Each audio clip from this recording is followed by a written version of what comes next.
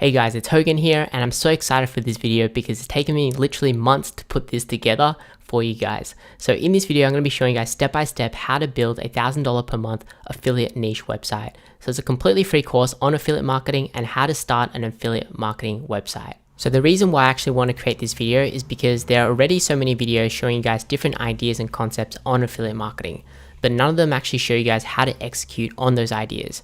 And if you really want to be successful with affiliate marketing and creating your own affiliate marketing website, it's not about the idea of it, right? It's not about the concept, it's about execution. So in this video, I want to show you guys the behind the scenes process of creating a affiliate marketing website step by step and doing it the right way. So what's different about this video is that we're actually going to be creating a real live case study website with you guys, and we're going to try and take it from $0 to $1,000 per month. So make sure you subscribe for future updates for this website.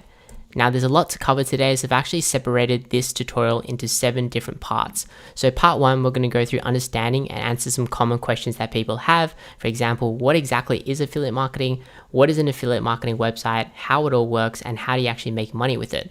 Then I'll go through things such as why you should actually start affiliate marketing, go through some of the pros and the cons so you can decide whether or not it's for you or not for you. Then part 2 is we're going to go through finding a niche and finding the best type of products to promote to earn affiliate commissions. Then part 3, we're going to find low competition keywords and also profitable keywords that you can actually target for your website.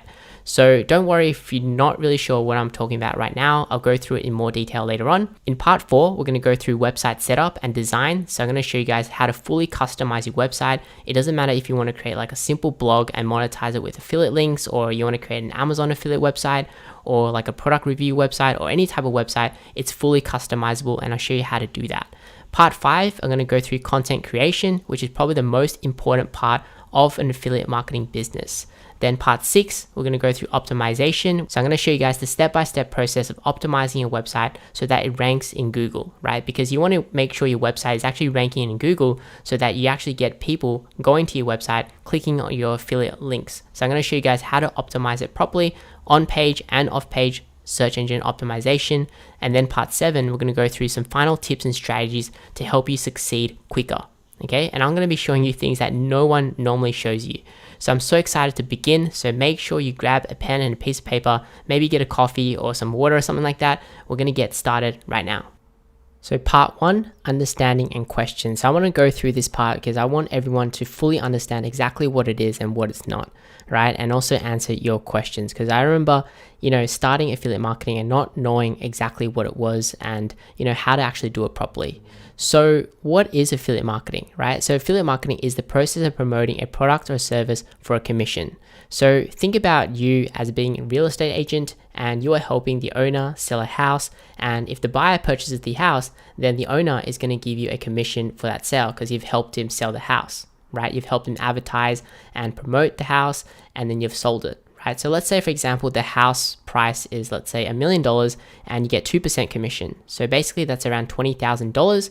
So that is your commission, right? So affiliate marketing is essentially the same thing, but online. So how it actually works is that you, the affiliate, you can actually sign up for an affiliate program, right? So you can actually join the affiliate program of many products and services that you have used already. So for example, on Amazon, they have an affiliate program called the Amazon Associates program, where you can actually join and basically you can promote all the products on Amazon. So let's say, for example, you want to promote a coffee machine to your friends or your customers or your viewers or your readers. Then what you do is you sign up, they'll give you a special tracking link, right? It's also known as a referral link or an affiliate link. And what that link does, it basically adds like a cookie or like a little tag, virtual tag on that link, so that it basically knows, when the customer actually purchases that you actually referred them. Okay, so then Amazon will pay you the commission. So for example, if the coffee machine is $500, there is a 10% commission. That means you earn $50, right? So there are many ways to actually promote your links, right? So obviously you can promote your link on Facebook. You're like, send it to your friends and your families. Hey, this is the best product ever. And then you can send the link there. Or you could do like what a lot of influencers do on Instagram. You can do like, click the link in my bio, or use X, Y, and Z for 10% off and things like that. You can also email people. You can also reply and, comment on different forums and everywhere around the internet and leave your link. right? But those aren't the best ways to actually promote your affiliate links. The best two ways are your website and a YouTube channel. Okay, so in this video, we're going to focus mostly on creating an affiliate website. So we're going to be focusing on that. So the reason why it's best to promote on a website or a YouTube channel is because these platforms are search engines. So people actually typing in Google, like looking for things, they're researching different products and services and trying to figure out, is this product good or not? Right? So there are thousands or maybe millions of products and people want to know, is this product for them? Should they be looking at a budget option or a more expensive option? They also want to learn how to solve a problem, right? So people also type in, how to on YouTube as well. Just like you found this tutorial, you might have typed in how to make a website or how to start affiliate marketing or whatever it is, you are looking to solve a problem, okay? So on these platforms, people are looking for things. When we're talking about these different other platforms, for example, you got like Facebook, Instagram, or an email, a lot of times people aren't really looking for a review, right? They might just be scrolling on Facebook or scrolling through their Instagram feed, but they're not really in the mindset of purchasing something. But let's say when you're creating a website and your website's ranking on Google, then people are looking for that review, right? And if your review is on the first page of Google, they click into your website, they click your link, and then you're able to earn a commission. So it's a lot more natural and the conversions are normally higher, and so you're able to earn more commissions, right? So you're also able to earn a passive income because if your website is actually ranking on Google, then every single month there's a consistent amount of people who are actually searching for specific products and specific product reviews or how to do certain things. Okay, so if your website is there, your website never sleeps and people are able to access your website from anywhere around the world. And that's how you actually generate a passive income. Okay, so what I want to show you now is just a real example of how it actually works and how do you actually make money from it and how much money can you make. Okay, so we're going to open up Google. Okay, so what I want to do now is just show you an example of how it all works and how much commission you can expect to earn with affiliate marketing and with a website. So we're going to type in NordVPN review. So NordVPN is just a VPN provider, and a VPN is a virtual private network, which basically just allows you to hide your IP address so that when you're browsing the internet, then no one can actually track your actions. And you can also use it to unlock Netflix of different countries because you can connect to a different sort of server with a different IP address. For example, if I'm in Australia, I can connect to United States and I can watch the Netflix in United States. Okay, so I just wanted to explain what it was. Okay, so generally that's the type of content that you need to create when you're creating an affiliate marketing website because people are just about to purchase, right? So you can't just create any type of content. It has to be content where people are just about to purchase or they're in the process of solving a problem and then you're recommending them a specific product. Okay, so on the top over here is the Google AdWords results. So basically the company will actually pay Google for every click that someone makes and clicks into that website, right? So that is how Google actually makes money. And if you actually scroll down over here, you can see the organic results. So you can actually see a ton of different affiliate marketing websites. And we're going to click into this one over here. So let's say, for example, you are reading this review and you're reading about it and you like it. So if we actually click on visit website, you can see on the bottom, that is an affiliate tracking link, right? So if someone clicks on that, that's going to basically add like a cookie onto the browser. And if they purchase through that link, then it's going to track back to this website over here and the website's owner. So if someone purchases and grabs the deal, what you're going to notice is that you can see the 2-year plan over here and you can see the price, so $89 for the first 2 years. And without the discount is $286, right? So how much commission does this website owner actually make from a sale? So what we can do is go to the nordvpn.com website or whichever company that you want to promote, and you can scroll down to the very bottom. And generally what they have is a section where you got the affiliate program and you can click into it. So it might be called like partner program or anything like that. And you can become an affiliate and then you can get a tracking link and add it onto your website. So we can scroll down over here. Now, generally a lot of websites will actually show how much commission you actually get paid.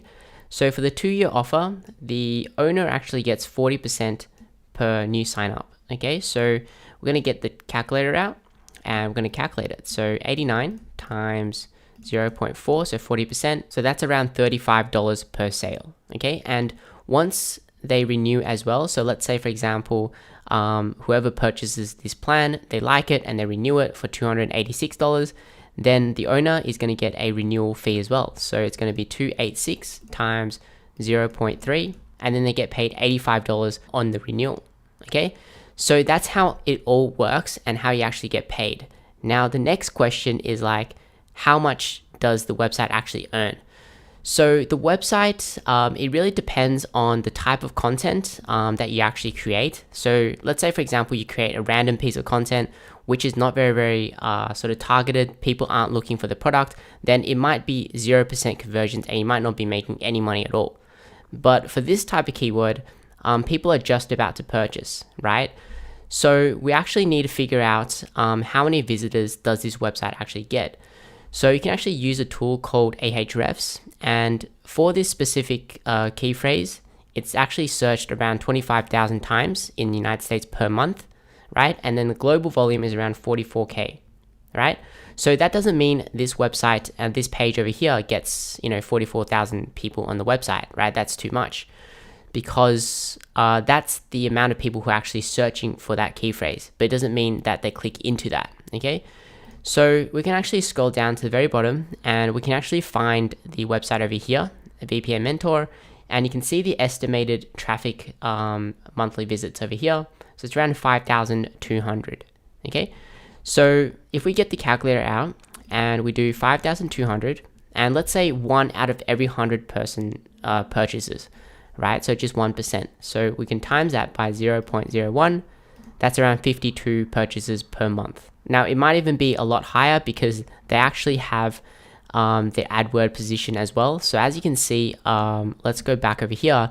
They actually have their advertisement up here as well, right? So it can be quite high as well, but the traffic over here, this is the organic search results. Okay, so for example, 52 times 35, that would be about 1,800 per month for that specific page only. So what is really amazing is that, as you can see on the actual website over here, they don't just have, one product that they're promoting, right? Or one keyword that they're targeting per page. They got multiple pages like NordVPN coupons, ExpressVPN, and they've also got, different other key phrases that people are actually searching for as well. So this website over here is probably earning, 7 figures per year because it has a lot of traffic to the website. Okay, so it's really important to understand that you can't really expect to achieve these results, especially if you're just starting out. This is actually a very, very competitive niche because the commission rates are quite high, right? If we're actually talking about this product over here, this is actually like a digital product or a virtual product, and the profit margins for this company is going to be quite high, and that's how they actually pay such a high sort of commission rate, right? So not every affiliate program pays such a high commission rate, right? So if we look at the Amazon Associates affiliate program, and we can click onto here to learn how much do I earn from the program, you'll actually find the commission rates over here as well.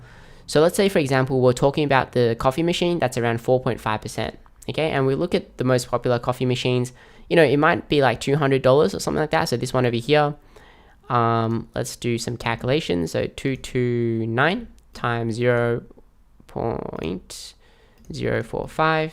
Okay, so that's around $10 per sale. So it's not as high, and you don't get the renewal fee. So it really depends on what type of product that you are promoting, and it depends on the conversions as well, and also the commission rates on how much you can actually earn. And obviously it depends on whether or not you can actually rank your website up there and how many sort of pages that you are creating. So let's say, for example, this is your website. What you'll have is you'll have separate pages for different products and different reviews, and different pages for different content on your website. So each page is sort of like this little rental property that you have, right? So each product that you promote might have a different commission rate, and it might have also a different number of people who are searching for it, as well as a different amount of visitors that come to your website. So it's sort of really just like a virtual rental property. So it's going to take you time to actually build up. It's not like a get rich quick thing at all. But don't worry, I'm going to show you guys step by step how to actually do it. So right now you're probably thinking, is this even real? Is it too late? Is it a scam? And, are other people making money with affiliate marketing?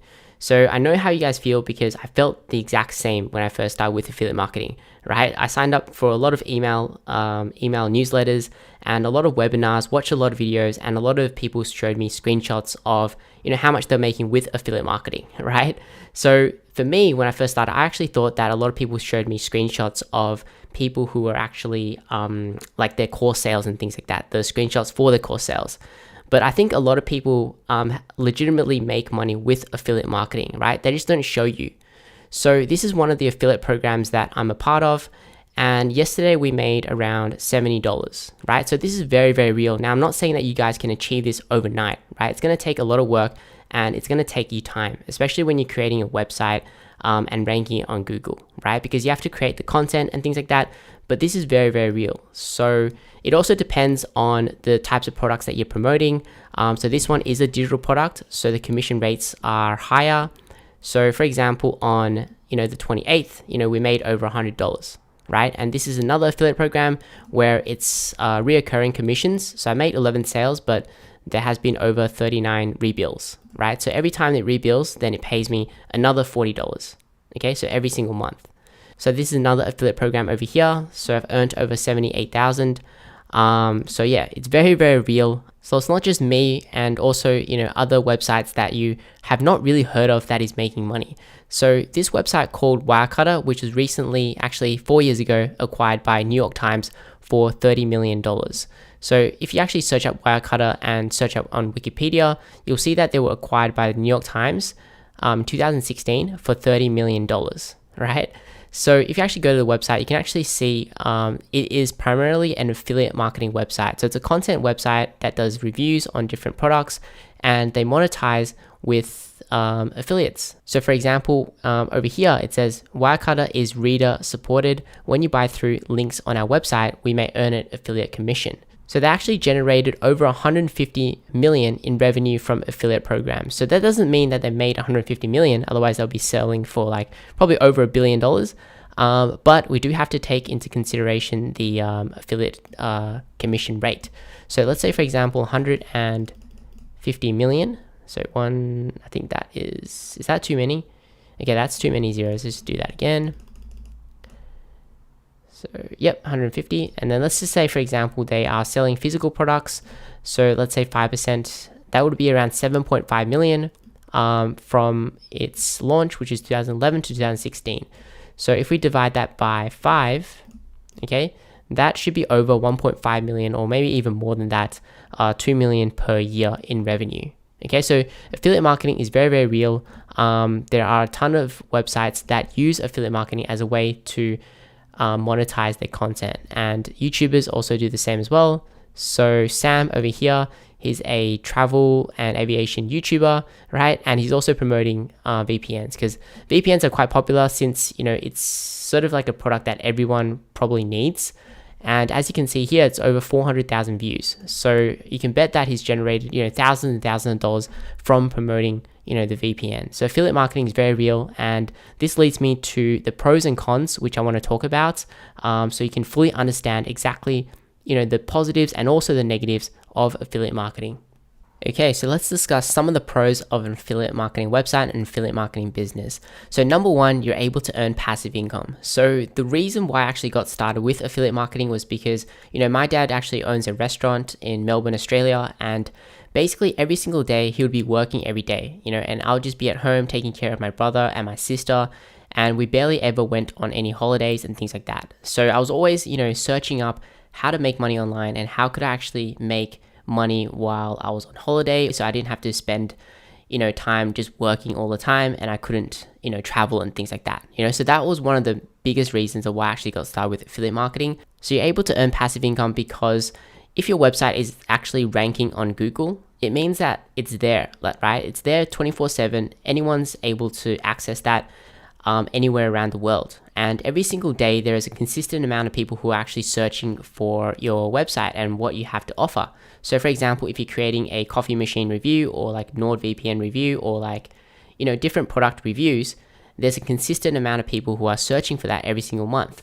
and if they click it and they purchase it, and that's how you make passive income. And you've also got unlimited potential. So this doesn't have any limit to how much you can earn. So I remember working as a waiter at my dad's restaurant, and I would get paid like $13 to $15 per hour, and I would work like 10 hours a day, and basically like the whole day would be gone, because the rest of the day I would just like be used to showering, resting, and eating, and just sleeping, right? But the rest of the day, the other 10 hours is just gone. And I couldn't really earn more than that. So if I earn, $15 times 10, $150 per day, and that was a ceiling, that was a limit. But with affiliate marketing, there is no limit. It depends on how hard you actually work, right? The more content that you produce, the more you're able to make. And you're also able to work from anywhere in the world. So, for me, I started to make, over $10,000 per month from affiliate marketing in end of 2016 and 2017. So I was actually able to travel and work at the same time. Now, I don't really recommend it if you're just starting out, because when you're traveling and working, it's not as productive, but you can do it, okay? So number 4, it's also very low capital and low overheads. So if you were to start like a brick and mortar business or even an e-commerce business, at least you'll need $5,000 to $10,000 to start an online business where you have your own goods and you're selling that, right? But with affiliate marketing, you can start from as little as $100. And also number 5, it's also very high profit margins. So for example, if you're promoting a product, you don't have to sort of, order the goods. Like let's say, for example, if you're starting e-commerce, you don't have to order the goods. You don't really have to hire anyone. And you're also able to earn US dollar. So for example, I'm in Australia. I'm able to, let's say I earn $10,000, then it would be like, times 1.35, the conversion rate to Australian dollars. So it would be like 13,000 or more. Okay. So that is really, really awesome, especially if you're living in a country where it's like lower cost of living. That means you can save a lot of money, and yeah, it's just really, really awesome. So number 6, you get to be really, really independent and creative. What I mean by that is that if you are working at a company and things like that, it's very, very like you have to follow procedures and you have to do, what the boss tells you to do. But with your own affiliate marketing business, you can create any type of content and you can be really creative with it as well. So you can just fully express yourself. Number 7, you don't need any special skills or certifications. You don't need any special certificate for affiliate marketing. You can join any affiliate program as long as you have a website or like a following. Most likely they'll actually accept you. Now, if you don't have a website and don't have any type of, presence online, some affiliate programs might not let you join. So that's why creating a website is really important. So number 8, you don't have to deal with any shipping or customer support. So I do think you do have to, let's say, for example, if you have a website, if people, comment on your website and things like that, you do have to reply. But there is no like consistent sort of customer support that you have to do, right? The company will actually do that. You don't also need to show your face. You don't have to be a celebrity if you don't want to. You can also use the skills that you learn from affiliate marketing and creating a website to any other business that you want to pursue later. So I think this is a really big one because a lot of people sort of want to do different things later on, and you can always use the skills that you learn here later on.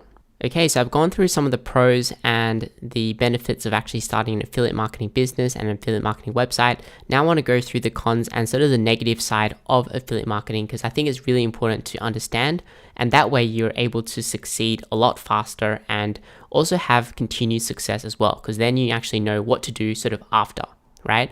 So number 1, with an affiliate marketing business, it's going to take you time to achieve results, right? So if you're just starting out fresh, then probably you would expect, to get results after the 6-month mark, because you do have to actually take time to actually create the content, and you do have to rank your website, and there's quite a lot of things that you have to do in between, right? So a lot of people think that, okay, I can make money really quickly, I can make money tomorrow, and live this fancy lifestyle and things like that. But to be honest, because I'm not selling you any course, like you can't really achieve that so quickly. It's like if you're starting like tennis, or if you're starting a new sport, right? You can't really win the competition so quickly. There's a lot of different steps that you have to take.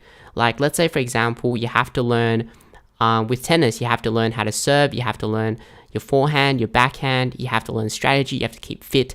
It's basically the same thing when you're starting your own affiliate marketing business, right? So the people who are showing you how you can actually make money in 7 days and things like that, when they make videos about that, most of the time it's for people to actually click into that video and watch that video.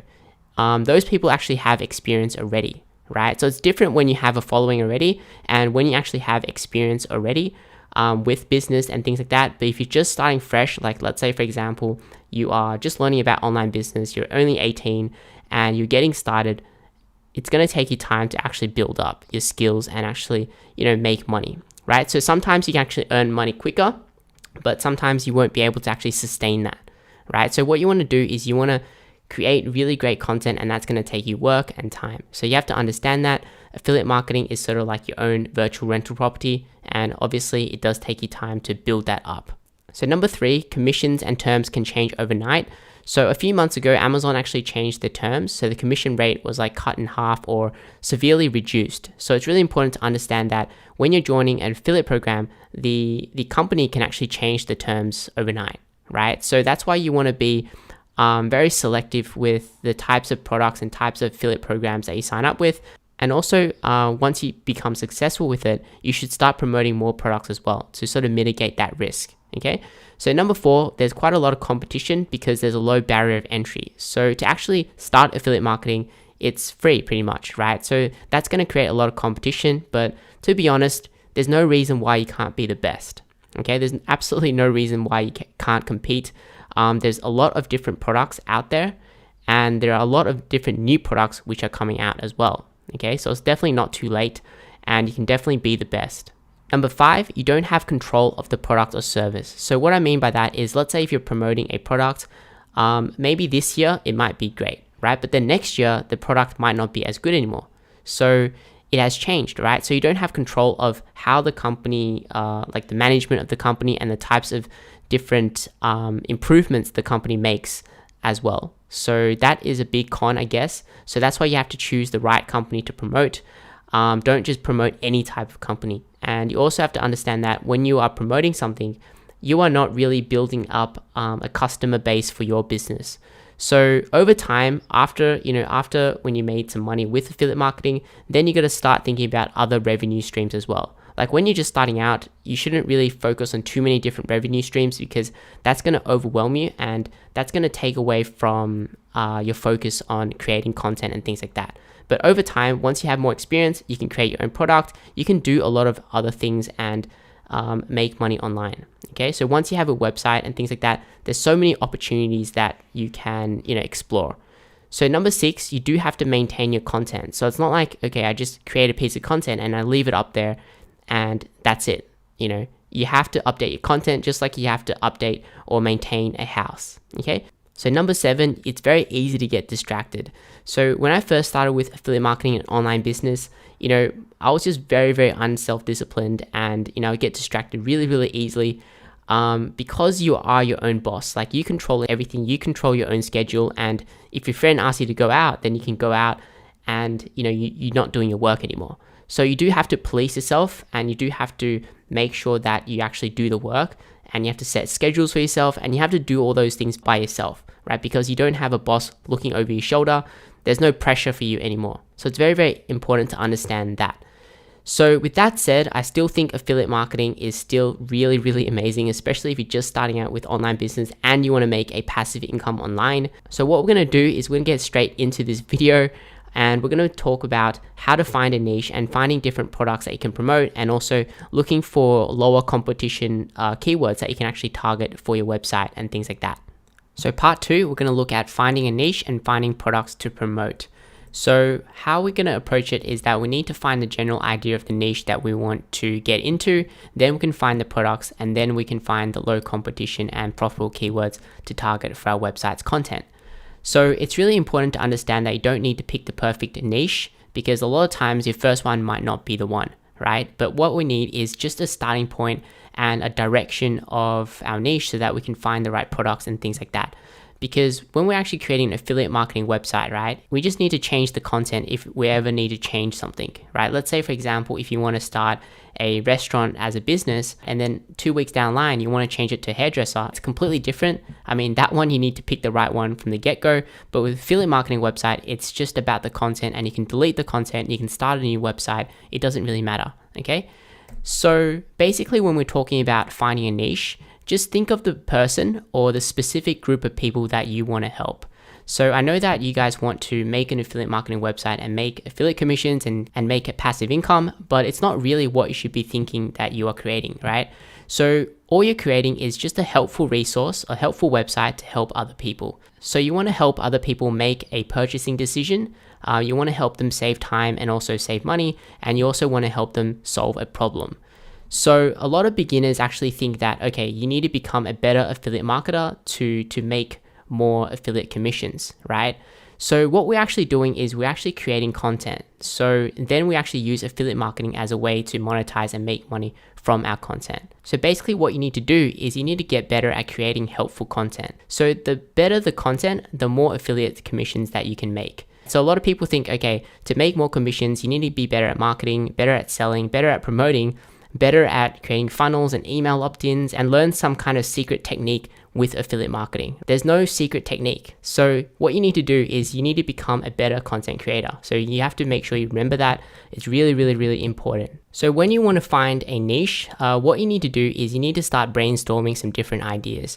So you can actually use an app called Millernote. So it's free to actually sign up, and then you can use that to organize your thoughts, or you could just use a piece of paper. And what you want to do is you want to start off with things that you're interested in and skills that you currently have. And then you want to look at, what current problems you are having and maybe problems that you've had in the past, write that all down. And then you want to look at, okay, what videos am I watching? What blogs am I reading? Things that you're researching, write that all down, because it's really important to try to figure out which one to actually go with, right? So let's say, for example, my personal skills and interests are in YouTube, affiliate marketing. I'm not really that skillful in investing, but I'm very, very interested in it. I have some skills in recording videos and editing videos, and also I'm interested and I have some skills in regarding restaurants because my dad owns a restaurant and things like that. And some problems that I had in the past is I had trouble finding a point of sale machine for my dad earlier this year. And more recently, like another problem that I had was trying to find the right investing platform to use, because a lot of people on YouTube are promoting like Webull and Robinhood, but I'm in Australia and I think those apps aren't available in Australia. So I went with eToro, right? So write down all your problems and things that you are researching as well. So I know that sometimes, you might not find that you are passionate or interested about anything, right? So the thing is, like, if you're really, really young, then it's going to develop over time. So don't worry about it. Just pick something that you are a little bit interested in, and then that can develop over time. And then once you actually try it, then you can actually know whether you like it or not, right? It's like trying different food for the first time. Like if you never had like Japanese food, then you don't know if it's good or not, right? You have to try different food. And then after a period of time, once you've tried different cuisines, then you actually know, okay, which one you like and which one you don't like. So another idea that I have is that find something that you have a little bit of interest in, and then be passionate about creating the best solution possible. Be passionate about creating the best website, the best helpful resource that you can. Be passionate about helping other people solve a problem better than other people. So choose one and go with it. Don't overthink it. So basically from, my interests and skills and my current problems, then we've developed some website ideas, right? So I want to create a website that is based around helping other people start and grow and earn money on YouTube, okay? Second idea is helping people, especially people in Australia, how to start and learn about investing, right? So this is sort of like quite a big niche. So I did want to narrow it down to Australia, because otherwise there's too many different countries to cover, and I wouldn't have too much knowledge about the different apps for all countries, right? So I just wanted to create a very specific one just for Australian people, so you can create one specific for your country as well, because I know that investing is like a very, very big niche and also a very profitable one because it's talking about money. You do want to sort of narrow your niche down sometimes. And another website idea is, I will create a website based around helping restaurant owners and small cafe owners simplify their business and to become more profitable. Okay, so these website ideas are based on sort of my own experience and my own interest and my own skills, but I want to discuss some different ones as well, so that maybe can spark some different ideas for you guys. So let's say, for example, you have maybe back pain or something like that. Then maybe you could create a website about back pain, and then maybe you can give some tips about how to improve that back pain, and then you can recommend different products such as different chairs or different beds, different massage equipment or whatever it is, right? Or maybe you're interested in pets or dogs. Then you could create a helpful resource to help dog owners find the right dog food, or it could be any equipment or leashes or anything like that that helps the dog owner to become more successful with taking care of their dog and things like that. Another idea is that maybe you could create like a website that helps people find love or something like that, and then you could help them find the right sort of dating website. There's so many different ideas, and I've actually created a list to help you guys get started as well. So you can just pick one, and then what you need to do after that is you just need to ask yourself, okay, what products and services does this person need to succeed, right? So let's say, for example, what products and services does a YouTuber need to succeed, right? So number one, they'll probably need courses, whether that be like a filming and editing course, a course about money, how to make money on YouTube, maybe different equipment, for example, like different camera, different microphones, audio equipment, editing software, YouTube optimization software, or different equipment such as like desks, chairs, lamps, anything like that. If we're talking about like a website about helping Australians start investing, then I could promote things such as, trading apps like platforms like Webull, Robinhood, eToro, investing courses, or any type of investing software. If we're talking about the restaurant owners, what products do they need? Well, they need maybe point of sale machines, different accounting software, different training and courses, or maybe equipment such as like kitchen equipment and things like that. Okay. So you have to ask yourself, what products and services do they need to become successful? Just jot that down. And then next, what we're going to do is we're going to get some ideas from different affiliate marketing websites. So what you can actually do is open up Google, and let's say, for example, we're creating a website for YouTubers, right? So then what you can start off with is type in like best microphones for YouTubers, or you could do like best point of sale restaurants for small restaurants, or best trading apps for Australia. Because when you actually search for these phrases, you're going to see a lot of different affiliate marketing websites, and from there you can draw inspiration. Okay, so just open up Google, and what you can type in is, for example, you can type in best microphone for YouTubers, or if we were building a website for the point of sale machine website, then we'll type in best point of sale for restaurants, or we could do best trading apps in Australia, right? So what we want to do is just research the different websites and just get some inspiration and look at how they're promoting their products and what they're promoting and how they're structuring the website to give us some inspiration for the website that we're going to be building later. So for example, we just click into it and we just open a few in new tabs, and we can look through each one and see which one sort of we relate to most, okay? Because then that way we can just get a lot of inspiration and see exactly what works and what doesn't. Right, so you can look through the website and you can see what they're promoting and how they're promoting, what type of content are they creating. So you can write that down, or you can use Millernote and add it into like a note thing like that. Okay, so for example, we just copy the URL and we can just paste it in like that. Okay, and we can look over here. Sometimes we can look on the resources. So generally, if they have like a resources or recommended section on their website, that is probably what is working for them, right? Those are the most highly purchased products on their website. And so you can have a look over here and see what they're promoting. See if there's any product that you align with. So for example, maybe you have used it before, you have seen other people use it before. It's something that you are personally interested in.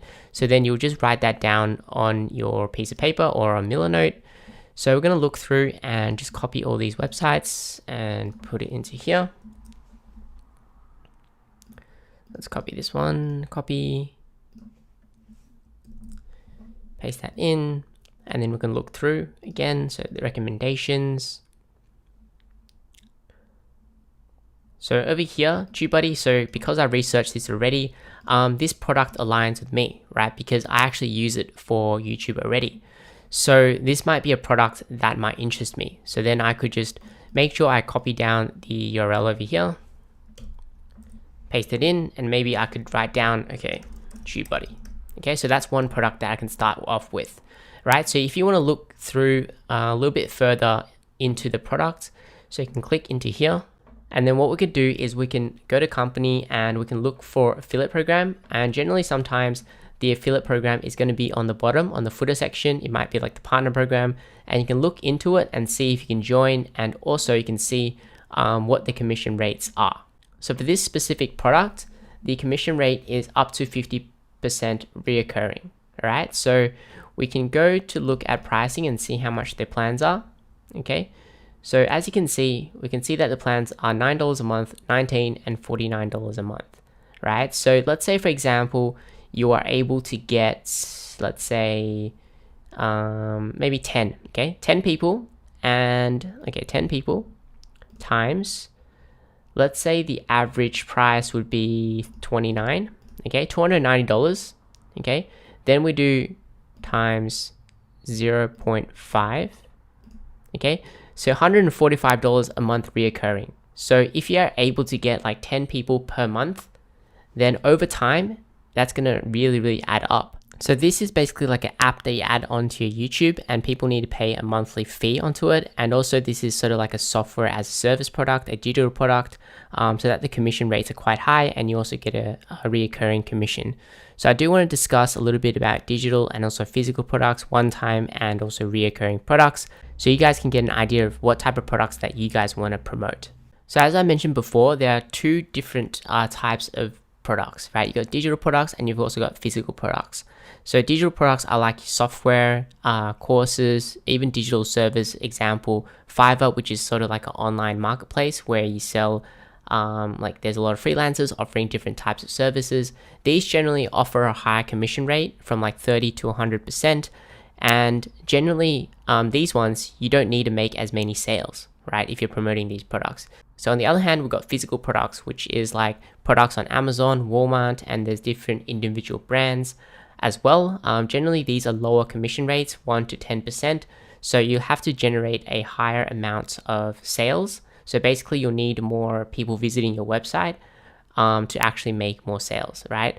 So personally, I prefer digital products, but I think if you really like, maybe like headphones, or if you really like microphones, if you really like certain physical products and you feel like, okay, you want to purchase the product and try it out and give it like an honest review, then I think that might be the way to go, right?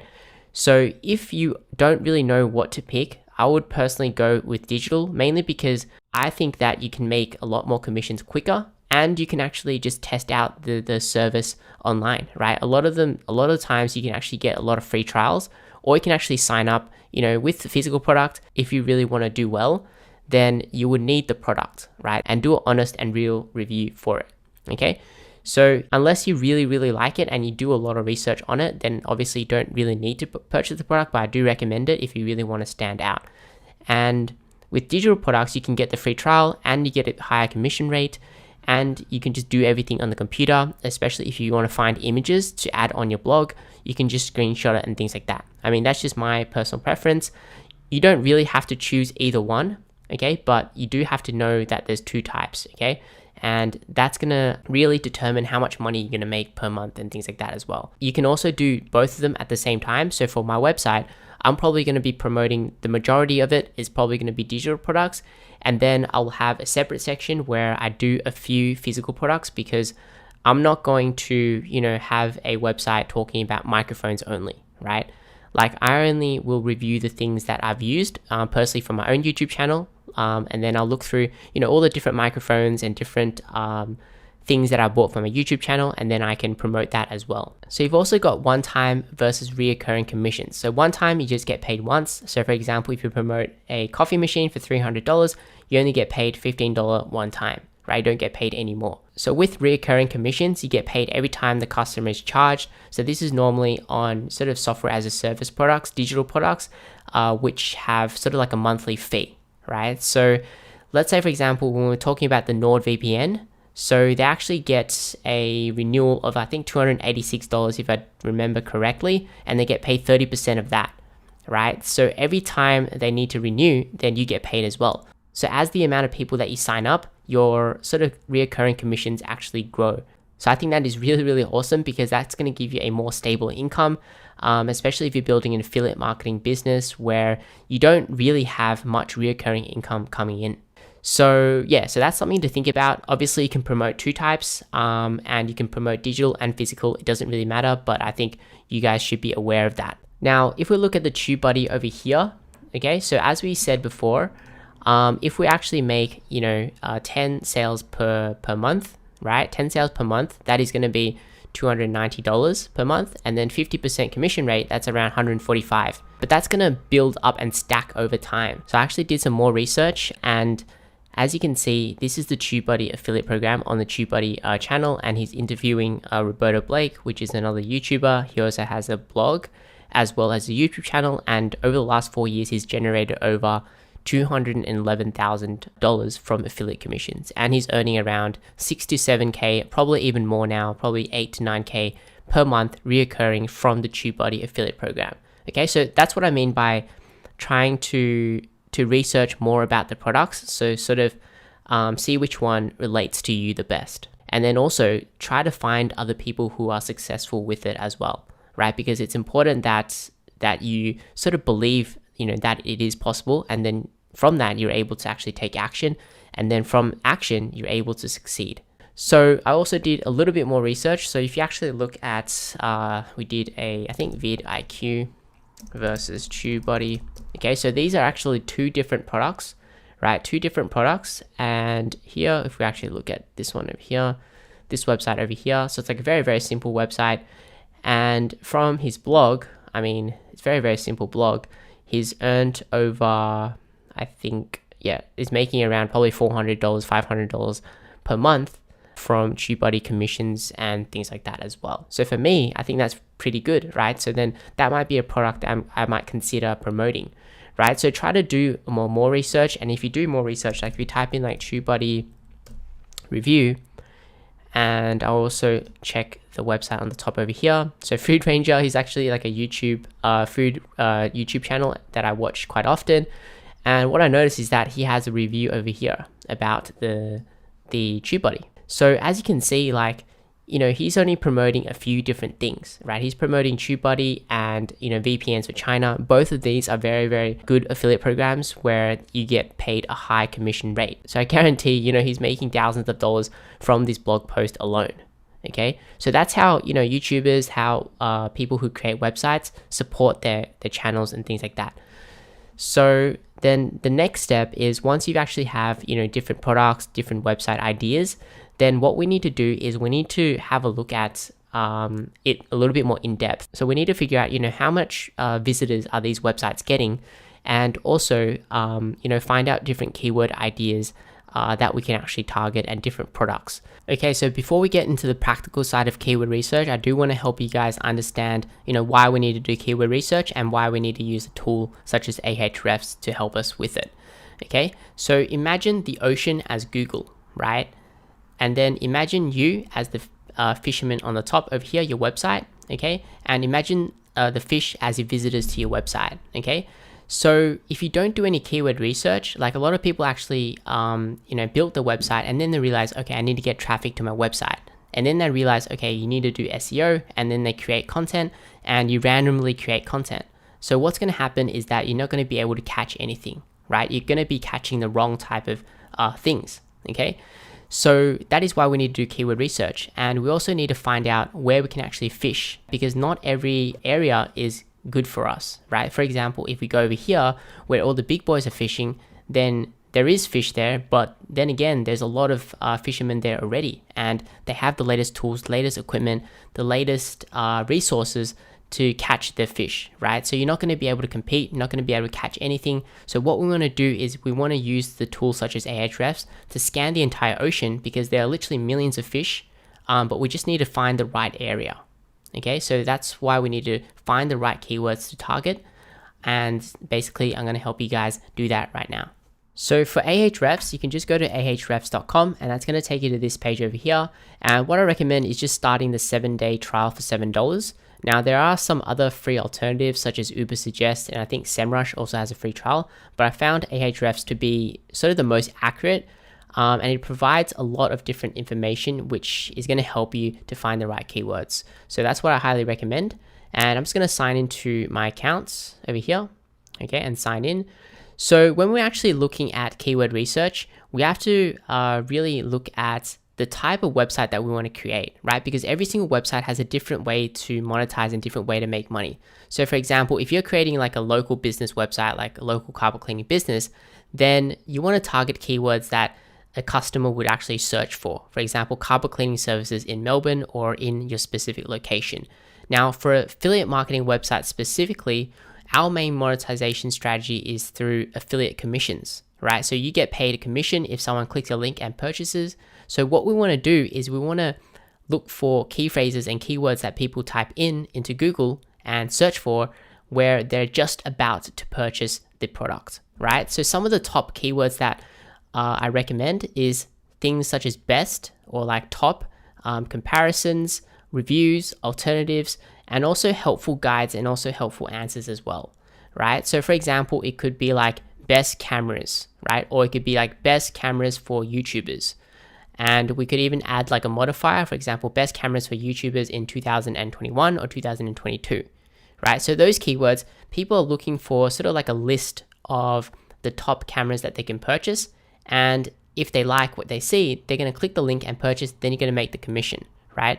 Or you could even do comparisons, right? Comparisons are also really good because people have narrowed down to 2 different products, right? They've researched, product A and also researched product B, and now they want to compare, okay, which one is better, which one should they get for their specific needs and purposes, okay?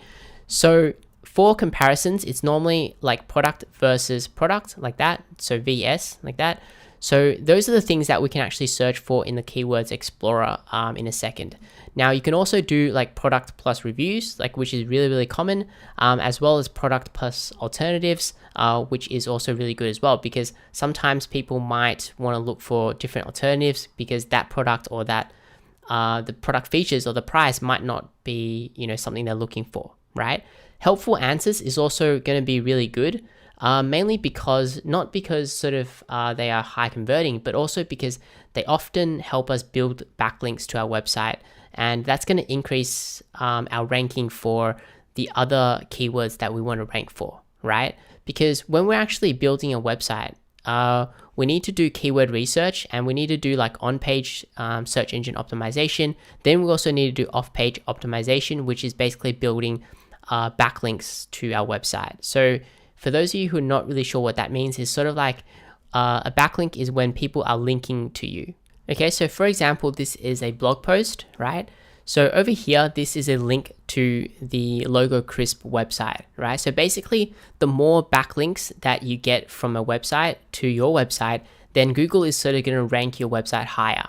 So when you're creating, let's say, review content and comparison content, not as many people are going to link to your website, right? It's just not as easy to link to, right? Because when you're actually creating sort of helpful guides, such as like how to do certain things, then it's more likely a website is going to link to you as a resource. And that's going to help you sort of build authority on your website and trust for your website. And that's going to help you increase your rankings for your review or affiliate keyword terms. Okay, so there are a few ways to actually do our keyword research, and I'm just going to focus on two ways to actually get you guys started. So you can click on Site Explorer, and this is going to be the first way where we just use our competitor's URL, right? Just copy our competitor's URL, which we have done research before, and we can just paste it into here.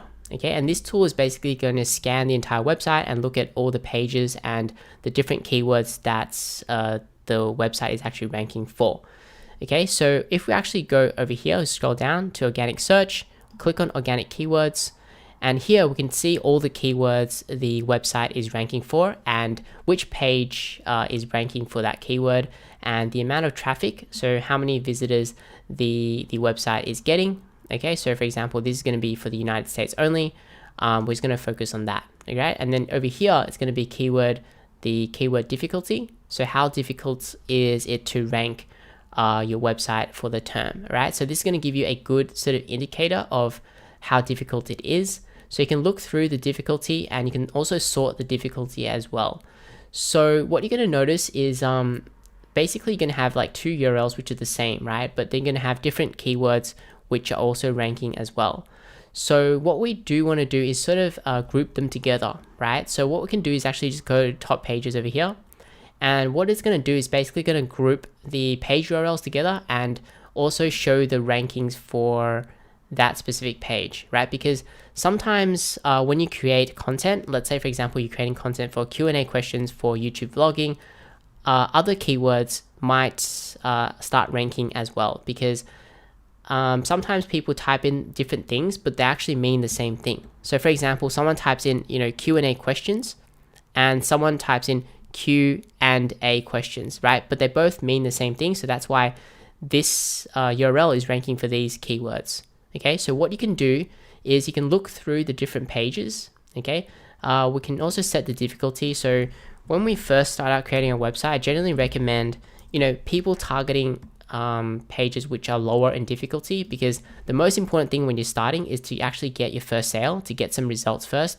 And once you actually do get results, then you guys can make your first sale, you have confidence, you guys can take more action, and then you guys get more and more results, right? Just like if you were to play tennis, you want to start out first of all playing with your partner, and then play with your team, and then play locally, and then play state level, and then national level, then international, right? You don't want to jump straight into national, international level, because you're just going to get dominated and you're going to not have fun, right?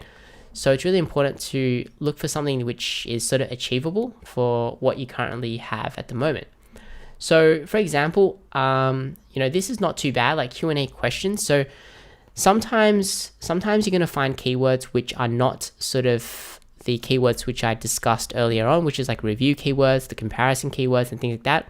But still, these keywords might be beneficial to your website as well, because if someone is looking for Q&A questions to ask for YouTube videos, then that type of person is probably going to be interested in camera equipment as well. So you can still create content around that area and direct them to your different camera reviews or different tools that a YouTuber needs, right? So this keyword might be a great opportunity for us to actually explore as well. So what we can do is just copy it. I mean, we can actually export it as well, but let's just say, for example, we don't want to export it. We can just copy that keyword, and we can just create like a simple keyword list or different keyword groups where we can actually create content around. So for example, Q&A questions, what I would do is probably click over here and copy these keywords over here, copy them onto here as well. Okay, and then when I'm actually creating the content for this website, then I can include some of these keywords in the content, because what Google does is Google is going to scan your entire website, and how they determine your ranking is that they sort of scan your content, right? They scan the words within your content, and then they rank you accordingly. Okay, so that is just one of the factors. Obviously there's quite a lot of different factors, but I don't really want to go too in depth, otherwise it's going to be confusing for you guys. But generally we can copy the keywords and we can include the keywords within our content. Okay, so copy that and copy all the keywords into Milanote.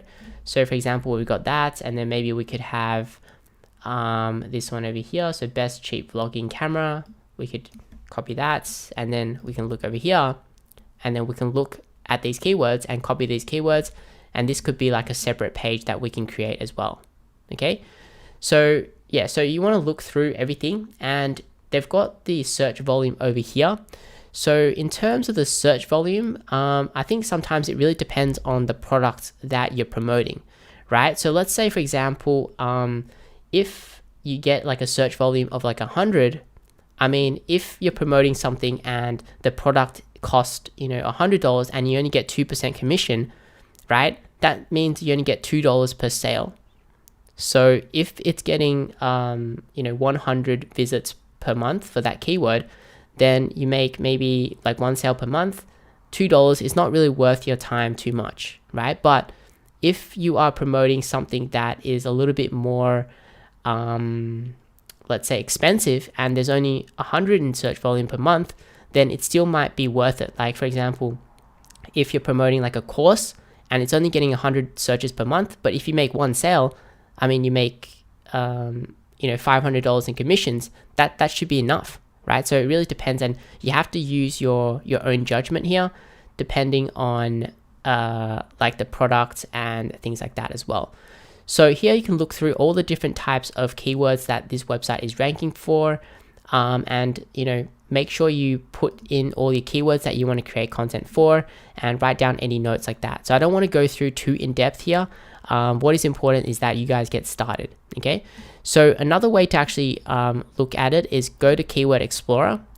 And remember when we looked at the sort of different products that we could promote, so you should have some ideas of what products that you can promote, right? So let's say, for example, I'm going to promote TubeBuddy. Okay, so TubeBuddy, and then I'm going to do TubeBuddy review.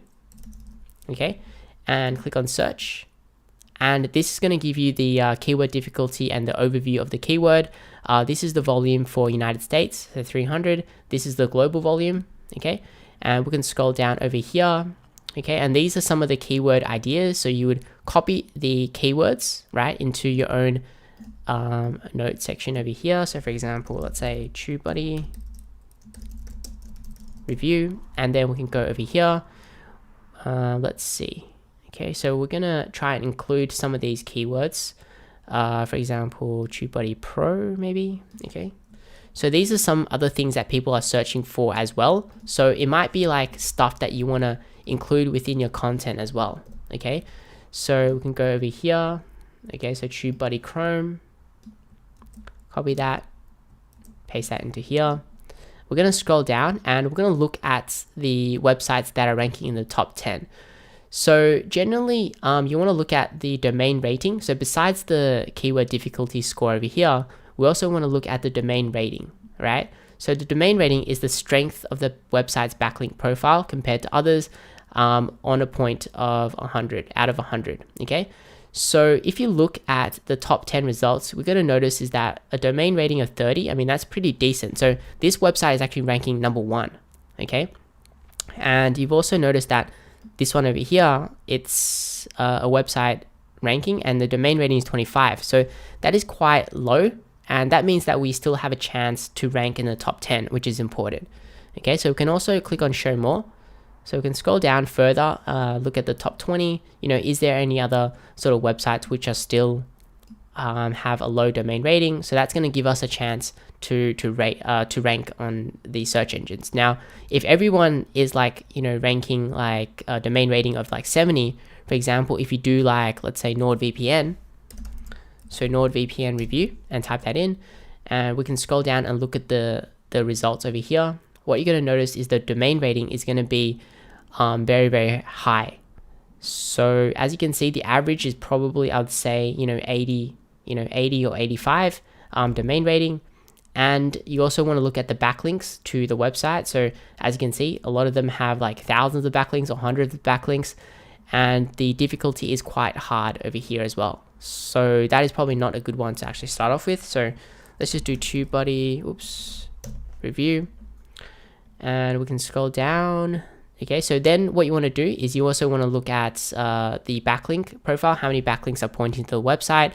If you actually notice that, okay, some of these websites don't really have many backlinks, then that's also an opportunity as well, okay, which is good. So as you can see, like not too many backlinks, which is good. So this one over here, the Food Rangers website, so it has a lot of backlinks. So what I noticed is that they have a lot of backlinks from, I think, YouTube videos, their own YouTube videos.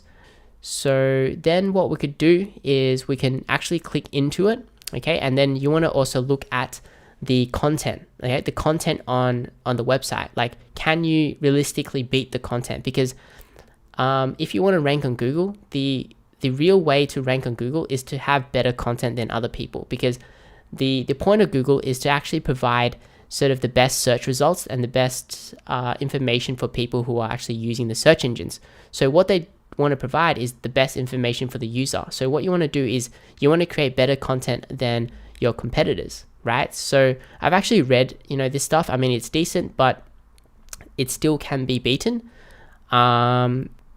Especially maybe not this one, but like a lot of the other ones which are ranking over here, I've researched them, and they're not that in depth and they don't go into that many details. So I still think that there's still a massive opportunity here, especially if you look at this one. Like some of the content there is not that in depth and not that great if you actually really read it, right? Yes, it is quite long, but if you actually read it, like the content is not the best. Like if you actually look at if we do like NordVPN review, if you look at the content of NordVPN review, like the content is very, very in-depth and very, very thorough, right? It goes into very, very detail, and it shows a lot of different images, a lot of screenshots and stuff like that.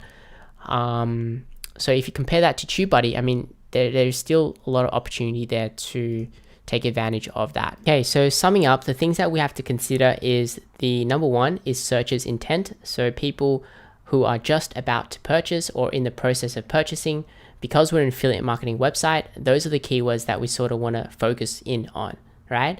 Then number two is the keyword difficulty. So you can explore the keyword difficulty score, try and keep it low. Okay, so don't try and target something that's medium or hard yet. You can, but obviously expect that it's going to take you longer, a lot more resource and a lot more time. So I think that's what you can actually focus on once you actually build some momentum with your website and things like that.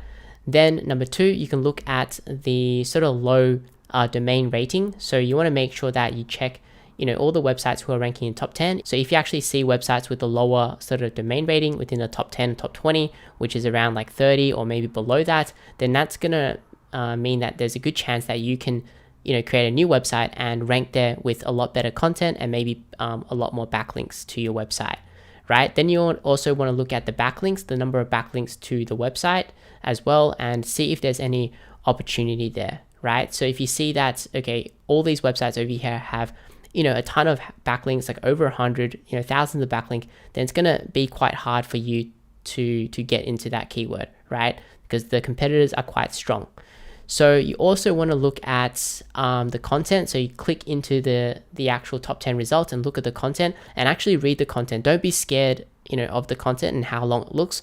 Sometimes a lot of the content is very, very generic, right? It's not based on like real world experience, and it doesn't provide any original, unique insight, because there's a lot of content is actually like that. Okay, so if you actually explore it, look at it properly, and see if you guys can actually create better content. If you really believe that you can, then I still think that's a good chance that you can actually target that keyword and create content around that. So for example, we were talking about the helpful guides and answers, right?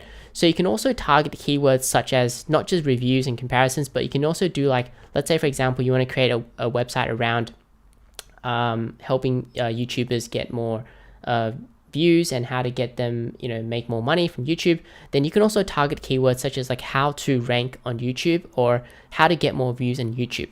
And then within those articles, you can actually recommend them products as well, right? You can recommend them the TubeBuddy, or you can recommend them like this specific mic, because in the content you could be like, hey, you need good audio or you need good video, you got to use this, you got to use that, right? You can still do it that way as well. So you're not just limited to this type of content like review and comparisons and best type of content as well. Okay, so you can also try different things as well. For example, you're going to provide answers for questions that people ask. For example, what microphone is Joe Rogan using, or what microphone is X, Y, and Z celebrity using for their YouTube channel, and then you can create content around that to show them proof that Joe Rogan is using this microphone, and this is how you set it up, what you need, and the cost and things like that as well, right? There's so many different keyword ideas. You have to sort of use your own intuition, and after a while of creating content and things like that, you'll sort of get an idea of how to rank on Google and different keywords and things like that. Okay, so I don't want to go through too much keyword research, because that's going to make this video super long. I'll try and cover that maybe in like future videos, but the most important thing is to find maybe like 3 to 5 different keywords that you can start working on right away. You can also export the data as well. You can add it to your list and things like that. So what we're going to do now is we're going to start creating our website. Okay, so I'm super excited to actually show you guys how to create your website step by step. we've covered sort of like the theory and the keyword research and everything like that. Now we're going to do some of the practical steps of setting up your website. So to create a website, we're going to be doing it in just 4 simple steps. So the first step is to get your domain name, which is basically your website address. For example, yourname.com, youraffiliatewebsite.com. And hosting is basically like a server where your website is stored. So for example, it stores your content, your images, so that people can access your website all around the world 24/7, 365 days a year. Then we're going to be installing WordPress. So WordPress is a free content management system, and that basically allows you to create your website without any coding or any technical knowledge, right? So you don't have to learn coding. Don't worry about that. We're going to be using a drag and drop builder to fully customize your website. Then I'll show you guys how to build your website. So if you're wondering why we're using WordPress instead of other website platforms, for example, Wix and also Squarespace, is if you actually search up Wix review, and we can click into some of the top results over here. So if we click into this result over here, what you're going to notice, it's an affiliate marketing website as well, reviewing the Wix builder and platform and things like that. So they're actually using WordPress, and what we could do is right click and view page source. And we notice that they have WP content over here, which means it's WordPress. So for their own affiliate website where they're recommending Wix, they're using WordPress as well. So generally WordPress is best for an affiliate marketing website. This is not to say that Wix is, bad or anything like that, but for this specific purpose and this specific tutorial, that's what I highly recommend. It's what I personally use as well. So same thing with Squarespace. If you look at this website over here, okay, so it might seem like, okay, that's really good and you can use Squarespace. They have a website builder as well. You can also build an affiliate marketing website with Squarespace, but WordPress is just a lot more customizable and has a lot more features for building an affiliate website. So you can actually see by viewing page source over here. And if you scroll down, you're going to notice they use WordPress as well. So you can see WP-content, and they're using plugins and things like that. Okay, so what we're going to do is we're going to get our domain, hosting, and install WordPress, and we can do that all at the same place. So you can either click on the link down below, or you can open up your browser and type in hosting.com/HOGAN, Hogan, CHUA, and click on enter. Now that is my affiliate link. So basically if you do purchase through that, then I'll get a referral commission for that. And that just basically helps support my channel. So you don't get charged any extra. And in some cases, you're going to be able to get a discount as well. So sometimes the discount might change over here and the page might change. What we want to look for here is we want to look for hosting. So click on hosting up here. Okay, that's going to click on the drop down, and we want to get shared website hosting. Okay, so in the past, I've also recommended SiteGround as well, which is a really great web host and platform to create your WordPress website as well. So if you do want to use SiteGround, then I'll leave a link down in the description below, and also a video to show you guys how to install WordPress there. But SiteGround has recently changed their terms, so it might not be available for all countries now. So I want everyone to be able to follow my tutorials, and Hostinger has some really great affordable plans to get everyone started as well. So as you can see here, 99 cents US dollar if you get the 4-year plan. So it's super affordable.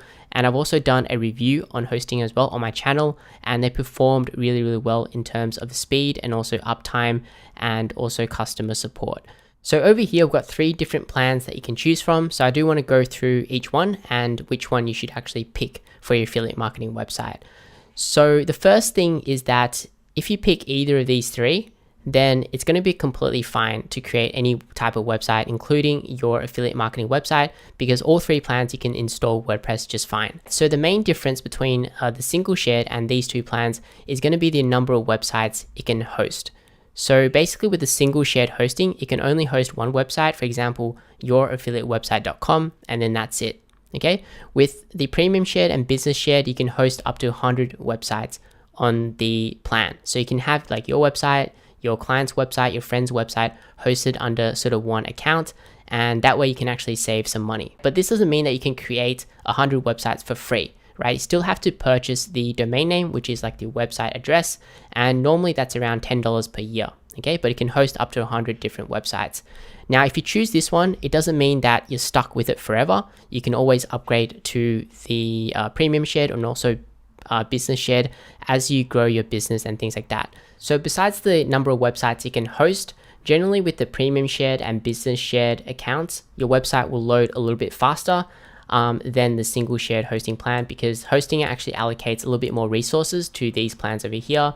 With the premium shared, you do get the free domain included and some extra resources over here, which you can actually check out. So personally, I actually recommend the business plan, mainly because it has everything that you need already, including the daily backups, the free CDN, the free domain, and everything like that. So you don't really have to worry anymore. And if you actually compare it to other web hosting plans on the internet, it's going to be quite affordable if you actually compare it as well. Okay, so over here, what we're going to do is just going to click on add to cart. Now, obviously you can get these ones if you want to, that's completely up to you. We're going to click on add to cart over here. And over here, you can select the plan. So I generally recommend 12 months or more. That way you're able to lock in the discount, because as you can see here, once the initial discount is over, then the plan renews at a higher rate, right? So if you choose this one, then it's going to renew at a cheaper rate as well. So that's something to consider. So I'm going to just select 12 months for this tutorial. Now over here, you just need to put in your email address. So for example, if you're logged in already, you can just connect it with Google. Okay, so we're just going to connect that. Okay, so I'm going to log into my Google account. And then we're going to scroll back down. So you can pay by credit card or PayPal or even Bitcoin. So I'm just going to select PayPal, and we're going to scroll down. Here you can also enter in a coupon code. So generally that is the amount that you're going to pay. Then you can enter the coupon code Hogan Chua, so HOGANCHUA, and that's going to save you some money as well. So it's probably going to save you a little bit more if you get the 48-month plan as well. So once you've actually checked everything, then we can click on submit secure payment and then click on PayPal checkout. We're going to log in and just pay that. Okay, so once the payment has gone through, then you should reach this page over here. So we can just click on start now.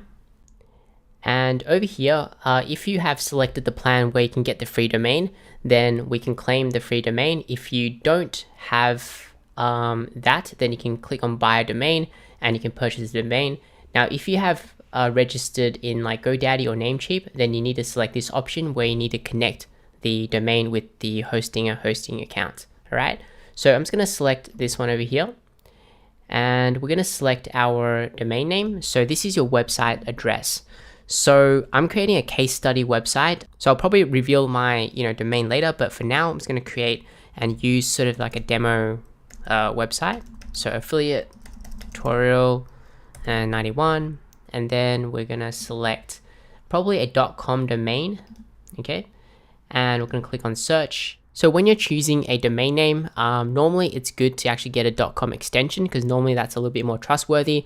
If you don't know what to pick for your domain name, generally don't pick a domain name which is like product specific or like a year specific, like 2021 reviews or whatever it is. Don't pick that one, because then, when it's 2022, then you have to change your domain name and you don't want to do that, right? So try to pick a domain name where it's a little bit more generic, and maybe it doesn't include a product name.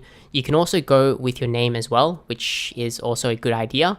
Once you actually done that, then you can click on continue. So we're going to click on build a new website. Okay, and we're going to install WordPress. So click on select, and over here we want to create a WordPress account. So we're going to put in our password. So this is our login credentials for WordPress. So make sure you remember that, your password. Click on continue, and I'm just going to save that to my browser. So over here, you got a bunch of different templates, but we're not going to be using a template. So I'll be showing you guys how to set it up step by step. So click on skip. So over here, you can select your website location. So this is your website server location. So generally this is important if you're building a local website. You want to choose a server location closest to your audience. So I'm just going to go with North America for this one and click on select and then finish setup. Okay, so I'm just going to enter in just some basic information over here. I'm going to click on next step. And yeah, I'm just going to fill in my contact details, and then we are going to finish the registration. So over here, we can click on manage WordPress, and that's going to take us to our login sort of area for WordPress. And if we click over here, it's going to take us to the hosting panel area. So this is where you actually control your domains and hosting and whatever you need for your website. Over here is where you've logged into WordPress. Okay, so generally, if you want to log in again, so I'm just going to log out. So I want to show you guys how to log in. So this is your WordPress login page. Now to arrive at this page again, what we need to do is, let's say for example, if we go to our homepage, this is what it currently looks like. So we do need to edit it. But if you want to log in to WordPress, you need to type in /wp-admin and then enter. So it's always going to be your website name.com/wp-admin, and that's going to take you to the WordPress login page. And what I recommend is just bookmarking it. So once you bookmark it, then just enter in your email address and the password you set in before, and then click on login. Okay, so this is going to be logged in to your WordPress dashboard area. So we're going to click over here, okay, to the dashboard area over here. And what we want to do is we want to install the SSL certificate. So as you can see, it says not secure. Now you want to have and make sure that your website has a lock icon like that. So that means it's secure. Okay, so I'm just going to click on home over here. And then I'm going to try and click on setup, okay, for the SSL certificate. And we're going to install it on our new domain over here, install SSL. Now, if you have any trouble, you can contact the live chat support and they'll get back to you, okay, if you have any trouble installing SSL certificate. And then we can just click on close. And if we go over here, let's refresh the page. We're going to take like a few seconds, and that might actually log you out when you try to refresh the page because now it is HTTPS enabled. All right, so you're going to log in again. And now you have the lock icon all set up. So before we actually get started with setting up WordPress, you do have to also verify your email address that hosting is going to send you. You have to verify your domain. So you need to click on the link in the email they sent you. So just verify that and verify that. Then once that is done, it should be good to go. So if you go back over here and click on domains on the top, something that you might want to do is that you can click on the domain over here, right? And we can scroll down. Now, this is something that you might want to get. So who is privacy? This is going to add an extra layer of sort of privacy with your information. So for example, if you actually sign up with a domain, so sometimes people can actually look up your domain information, which is going to show your email address and also name. Now, if you want to protect that information, you can pay an extra $5 a year to actually protect that. Okay, so I might personally get that as well. It's just basically there to stop people from emailing you, because a lot of people will actually email you like different marketing offers because they know that you're starting a new business and things like that. Okay, so we're going to set that up, and I think that should be pretty much good to go. So let's go back over here. Okay, so that should be good to go. Your who is privacy is added, and also your domain has been verified. So let's go back to our dashboard and show you guys how to set it up. So what I want to do now is I want to show you guys around the WordPress dashboard, sort of clean everything up a little bit, because when you're actually building a website with WordPress, sometimes it can get a little bit complicated once you start adding some plugins, once you start doing some things. So what I want to do is show you guys how to use it and how to clear some stuff so that everything is nice and simple, so that you guys can focus on what matters most. All right, so here is the dashboard area. So once you actually log in, then this is what you'll see, right? So on the front end, this is what you're going to see on the front end. Now this is the 2021 theme.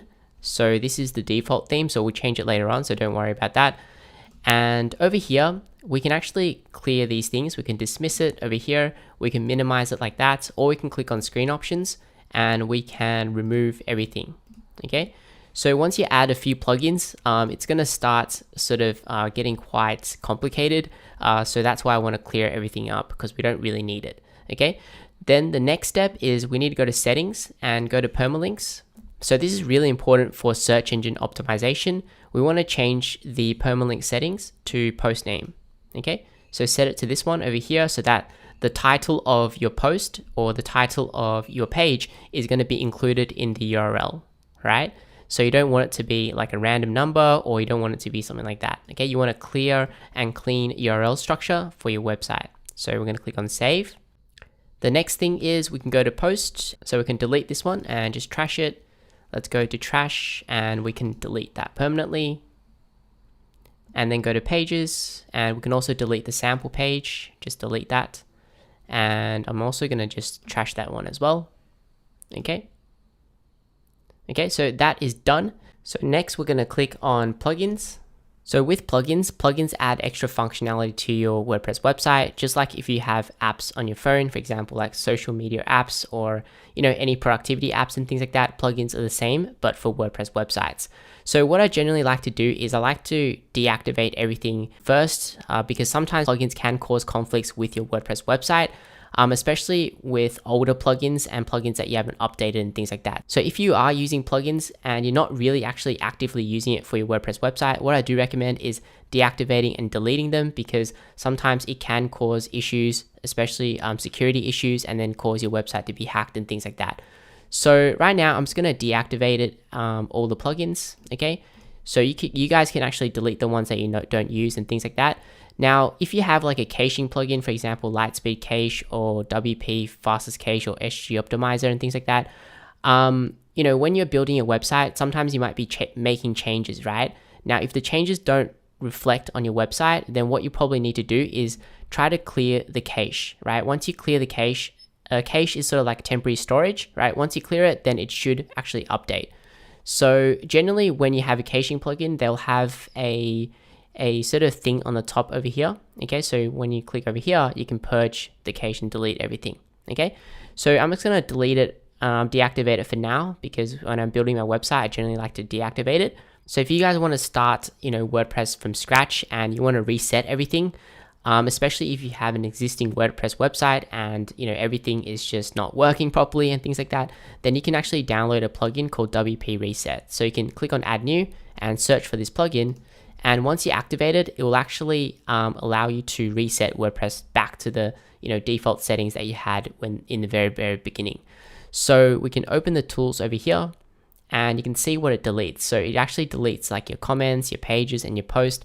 So if you do want to reset it, then what you want to do is copy your content onto like a Word document and things like that. And you can type in reset here and reset the website. Okay, you can also create a snapshot as well. So that is the basics. Now, what we want to do is we want to go and install a theme. Okay, so to install a theme, we can hover over Appearance and click on Themes. So the current theme that we're using is the 2021 theme. So this is the default sort of WordPress theme, right? So it sort of adds the appearance for your website. So if we click on Add New over here, then what you're going to notice is thousands of different themes. So a lot of these themes are free themes and you do have to upgrade later on to sort of enjoy a lot of these different features. So what I've done is actually partnered up with Themify to share with you guys their most popular theme, the Themify Ultra theme. So this is a really, really awesome theme because it allows you to control every aspect of your WordPress website. So a lot of people might be using other themes. I think that is fine as well. So it really depends on your personal preference. But personally, this is what I use for my website and I like it because it has everything that you need, right? You can literally take control of the header, the footer section. You can change a lot of the things without learning how to code. So what I've done is I've included the download link in the description below in the YouTube description. So you can download that onto your computer and it's going to look something like this over here. Okay, Themify Ultra.zip. And then you can go back over here and upload theme. Choose file and look for Themify Ultra.zip and open and install now. So sometimes it might actually come in like a folder because I think if you're using like Safari or something like that, it might automatically unzip into a folder like that and you don't want to upload the folder. So you want to right click and you want to compress it back into the zip file, okay, before you upload it. So let's go back over here.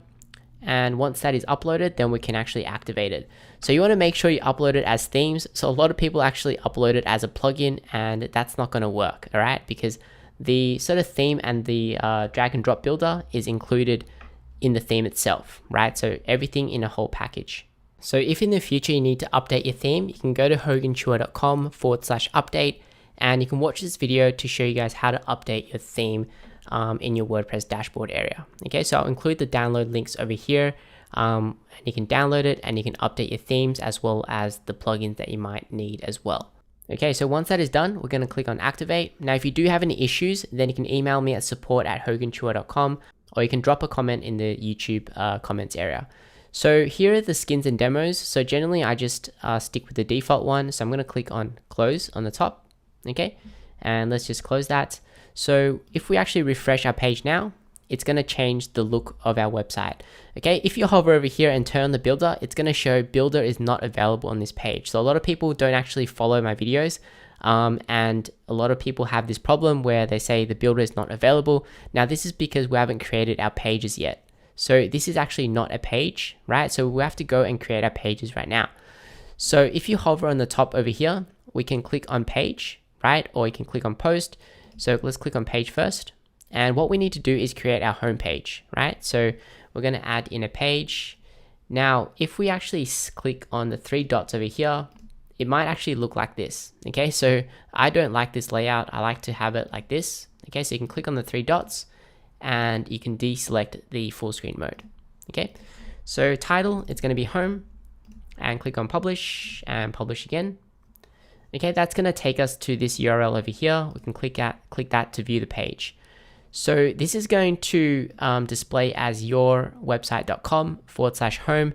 So what we want to do is we want to make sure that this home page is just going to be our sort of default URL. Okay, so if we click over here, we want it to be just like that. Okay, so to do that, we have to go back to the dashboard and settings, I believe, and then go to reading, and then set your home page display to a static page and select home. Okay, once you've selected that, then we can click on save, and that's done. Okay, so settings, reading, and then go to a static page, set it to home, and then save changes. So if we go back over here, and if we click on the home page, then it's just going to be our url.com. Okay, so the next thing, what we're going to do is add in some more pages. So we can go back to our dashboard. You can also add in pages like that, or you can go back to dashboard and navigate to pages over here, and you can control everything from here as well. So let's click and add new. So let's just add in a few more pages. So you can add as many pages as you want. So I'm just going to add an about page, and let's publish that. Let's add a new one. So let's add maybe a blog page. Okay, and publish that. And then we're going to add maybe like an affiliate disclaimer page. So click on page again.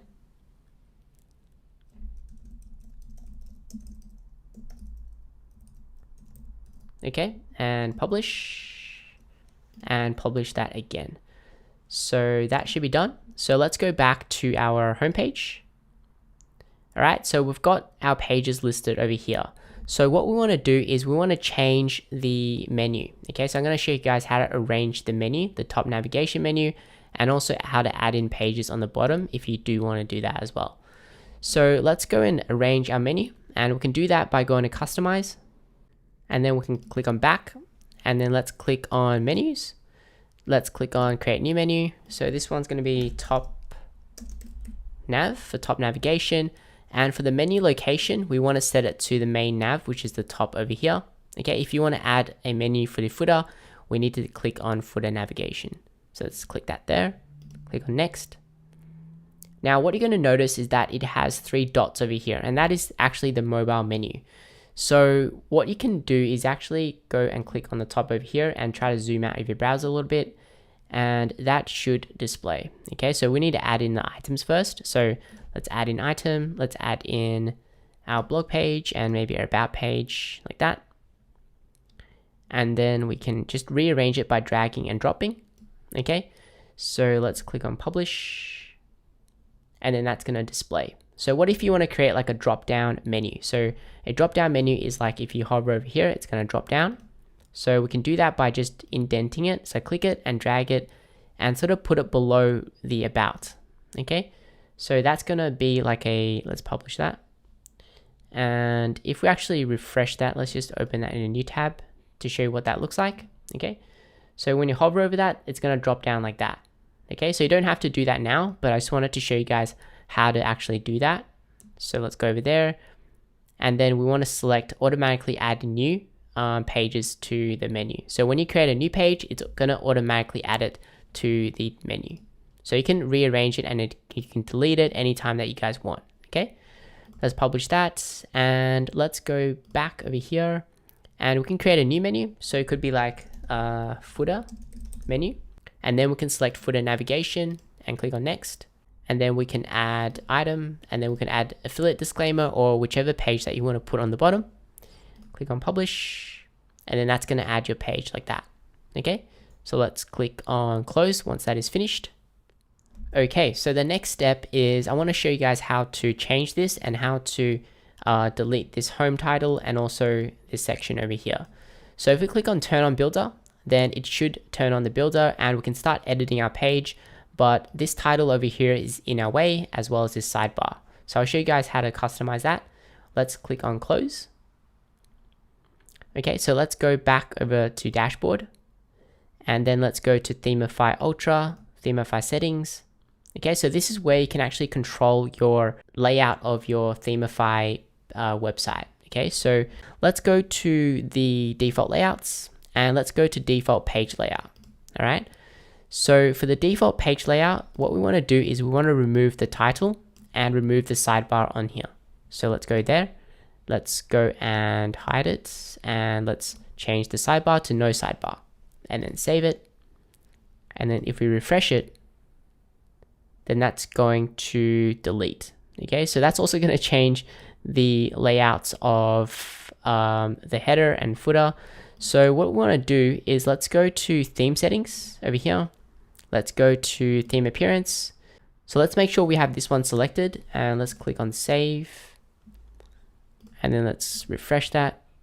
Okay, so that if that doesn't change, then it might be the cache. So what I want to do is actually go over here to let's go to Themify Builder. Okay, go to tools and I'm going to regenerate the CSS files.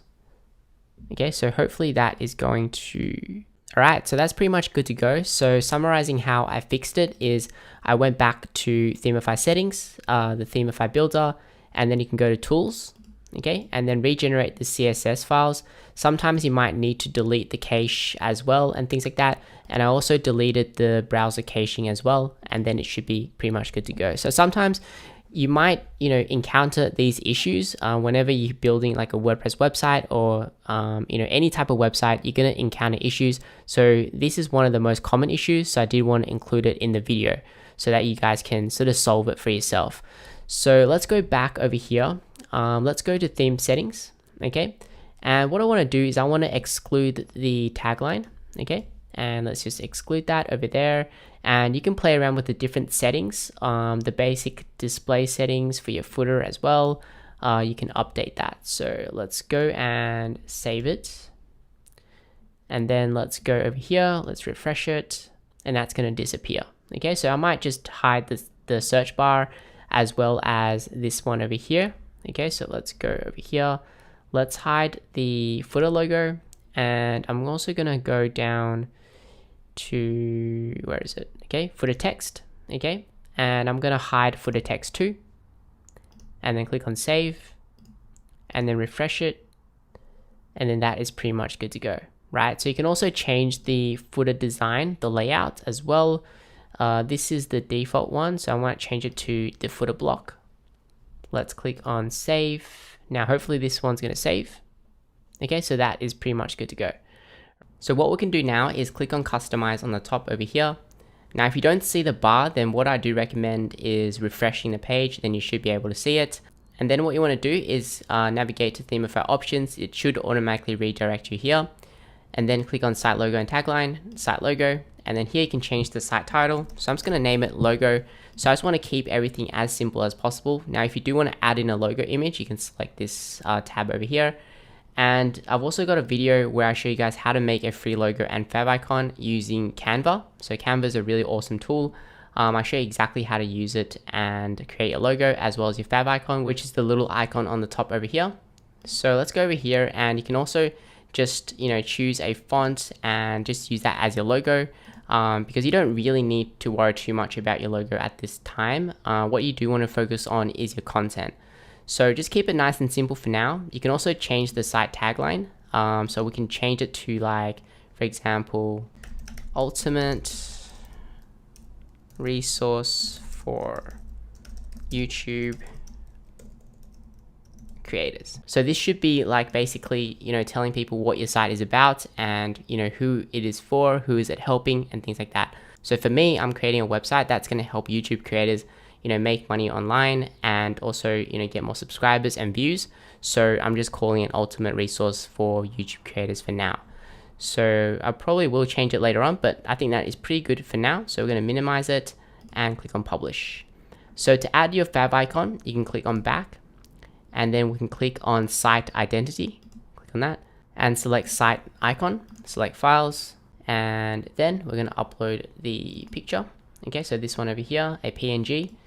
So once that is done, click on select, and then that should be publish, and that should be done, right? So it should be 5112 by 5112, and you can follow this video and I'll show you guys how to make the fav icon and things like that. Okay, so once that is done, then we can close it, and then you should have your fav icon on the top, and you can see the title as well as the site tagline has changed.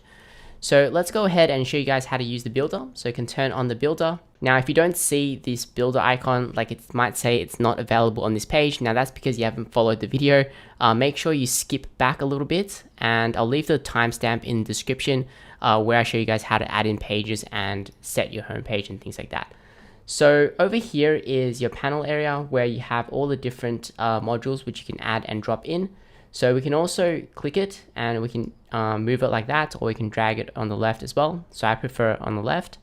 So what we want to do is we want to create like a hero image section for your website. So what we can do is hover over here. Okay, so this is the row. Okay, so let's add the styling and add in a background. So then we're going to add an image, right? So for your background image, we're going to click on plus, upload files, select files. And then here, I'm going to upload a hero image. So we're going to try and upload maybe this one. Okay, and click on open. And this is the size of our image. So it's around 1900 by 1200 pixels approximately, and it's less than 500 kilobytes. So you generally want to keep it, around 500 kilobytes or less. Otherwise, your website is going to load slowly because that's gonna the image size is really big. All right, so generally keep it around 500 and insert file image like that. And then here for your background image, we can set it to full cover. Okay, and then what we want to do is we want to make sure that goes all the way across. So hover over the row again, and then hover over the gear icon. Let's do that again. And for the row width, select full width. Right, that's gonna adjust it so the row is gonna go all the way across. Right, so the next thing that we can do is we can click on done. All right, now if you want to hover over here, you can actually see some purple, and what we can do is actually add spacing or padding to that. Okay, so we're gonna drag it, and let's just try and do maybe 150 for now. Okay, so we can adjust it later on. Okay, hover over here, and you can see that purple highlight again. So drag it and drop it down to around 150. So try and keep it even like that. Okay, that should be good. All right, now let's add in a text module. So over here, drag in a text. So I'm just gonna call it maybe ultimate creators resource. So we sort of want to just tell people what this website is about. Let's change it to heading 1. Okay, so when you're actually using heading 1s and heading 2s and things like that, try to keep it only one heading 1 per page, right? So this is for search engine purposes. You don't want to have multiple heading 1s for your page because Google is going to use that as a sort of on-page SEO ranking factor. Okay, so only use one heading 1, and the rest can be like heading 2 or 3 or 4 or anything that you guys want. Okay, so once you have that, then we can also align the text into the middle. So to do that, we can click on styling tab over here, and then for the font, we can just click on text align to the middle, and then we can also change the color like that. All right, and then we could also go to the tab over here, general, and then click on heading 1, and then we can set the font size here specifically for heading 1. Okay, so I'll show you guys how to set it universally later on. We can change it to any size. So I'm gonna change it to 5 EM. Maybe that's a little bit too big, so let's just change it to maybe 4. Yeah, 4 is okay for now. Okay, and then click on done. So the next thing that I want to do is make sure that text sort of pops a little bit, and for that we can actually click on it again. Let's click over here, Let's go to font and let's try and add some text shadow. Okay, so I'm gonna add 1, 1, and maybe blur, set it to 5. And then text shadow, let's set that to black. I might drop the opacity down to 0.5. Okay, so that's gonna make sure that text pops out a little bit by adding a text shadow. You can also hover over here, styling, and then go to row overlay, and then we can change this to black, right? And then drop the opacity down to like 10%. Okay, so it's gonna make the image a little bit darker, and that just sort of enhances the text in the middle a little bit, right? So once you're done, click on done, and then that is done. So I forgot to actually mention where to get your images from. Now, if you don't have images of your own, you can go to a website called unsplash.com and you can find really nice images here for your website. So you can search for like creator or creating or something like that. They've got a ton of really nice images, like this one over here, this one over here. You want to try and look for an image which is like horizontal rather than vertical, right? Because we need it for our hero image, and we want to make sure that when we put text over it, then the text still looks good. Okay, so you want to make sure you pick the right image. That's really, really important because otherwise it won't be visible. Okay, so you can find images over here. You can also use Adobe Stock. .com, I think, and you can search for images over here. Now this is paid, but I think the quality of images is really good and probably a lot more unique as well. Okay, so you can use that, and when you actually download the image, you can click into the image and we can download it for free. Generally you want to click on the drop down and you can download it as a medium size. Okay, otherwise if you download it as the original, it's going to be too large and the file size is going to be too big. Okay, let's go over here, and what we could do is we can also drag in another text module. Okay, so this is like a subheadline. I'm not sure what I want to put in here yet, so I might just do like subheadline, subheading. Okay, and let's just click on save, and what we could do is hover over here again, click on styling, and we can go to font and we can align everything into the middle like that, and we can also change the color. So basically when we do that, it's going to adjust everything within the row. Okay, so if we change the font size over here to maybe, I think 20, I think that should be okay. Let's click on save, and we can click on this text module over here, styling. We can click on margin, and we're gonna minus the margin, so minus 10. Okay, that's gonna move it up. So what margin does is it's basically going to adjust the spacing outside the blue box, right? Let's say we do minus 20, it's going to do that, right? So the padding is, if we click on that, it's going to adjust the spacing within that blue box, right? So if we do, let's say we do 100, okay? So that's going to adjust the spacing within that blue box, right? Like that. That's the padding. So let's just delete that. The margin over here, okay, let's just do 100. So it's going to adjust the spacing outside that blue box. So we just want it a little bit, so like a little bit closer, like that, and save. And then the next thing that I want to do is add in a button. Okay, so drag it below there, and then we can change the button text. So we could do like start here. So I don't have anything to link at the moment. So generally what I do is I link it to maybe like a start now page, or maybe my blog page. I might do that. So we can right click over here, copy link address. Okay, so just paste in your URL into there just like that, and you can link them to any page later on. I just want to show you guys how to use it. You can also change the shape of the button to this one. Okay, so that one might look good, or maybe this one. Let's just change it a little bit. The button is quite large. We can also change the color. Black one, we can change it to red. You know, it really depends on your color scheme. So I'll show you guys how I choose the color scheme in a second. So let's just click on transparent for now, and let's go to styling, button link, background. Okay, so this is where you can actually change the color like that, and you can change it to any color that you want, right? So for me, when I pick my color scheme, I generally just do it on Milanote, right? So I choose the colors beforehand, before I sort of build my website. I sort of take inspiration from other websites, and what you can do is you can download a Chrome extension. It's called, I think, full screen capture, and you can capture like entire pages, and you can get a lot of inspiration when you're building your website later. Okay, and if you don't know which color to choose, you can go to Adobe, Adobe Color, just Google it, and then we can go over here, and then we can go to extract theme. So you can find an image on Unsplash, right? So search for an image that you like, and for example, let's go landscape. And let's say you like this image over here, we can download it onto our computer, or you like maybe this one over here or this one. We can go back over here to Adobe and we can drop that image in over here, and that's going to create a nice sort of color scheme, right? You can also change the different moods as well, like that, which I think is really, really nice. And then what you could do is just copy the color code and you can put it into Milanote, and then that way when you actually build your website, you can use the same colors throughout your entire website, and that just ensures everything is professional. So that's how professionals actually design and edit the colors for the website. That's why it looks so good. So yeah, so that's what I highly recommend.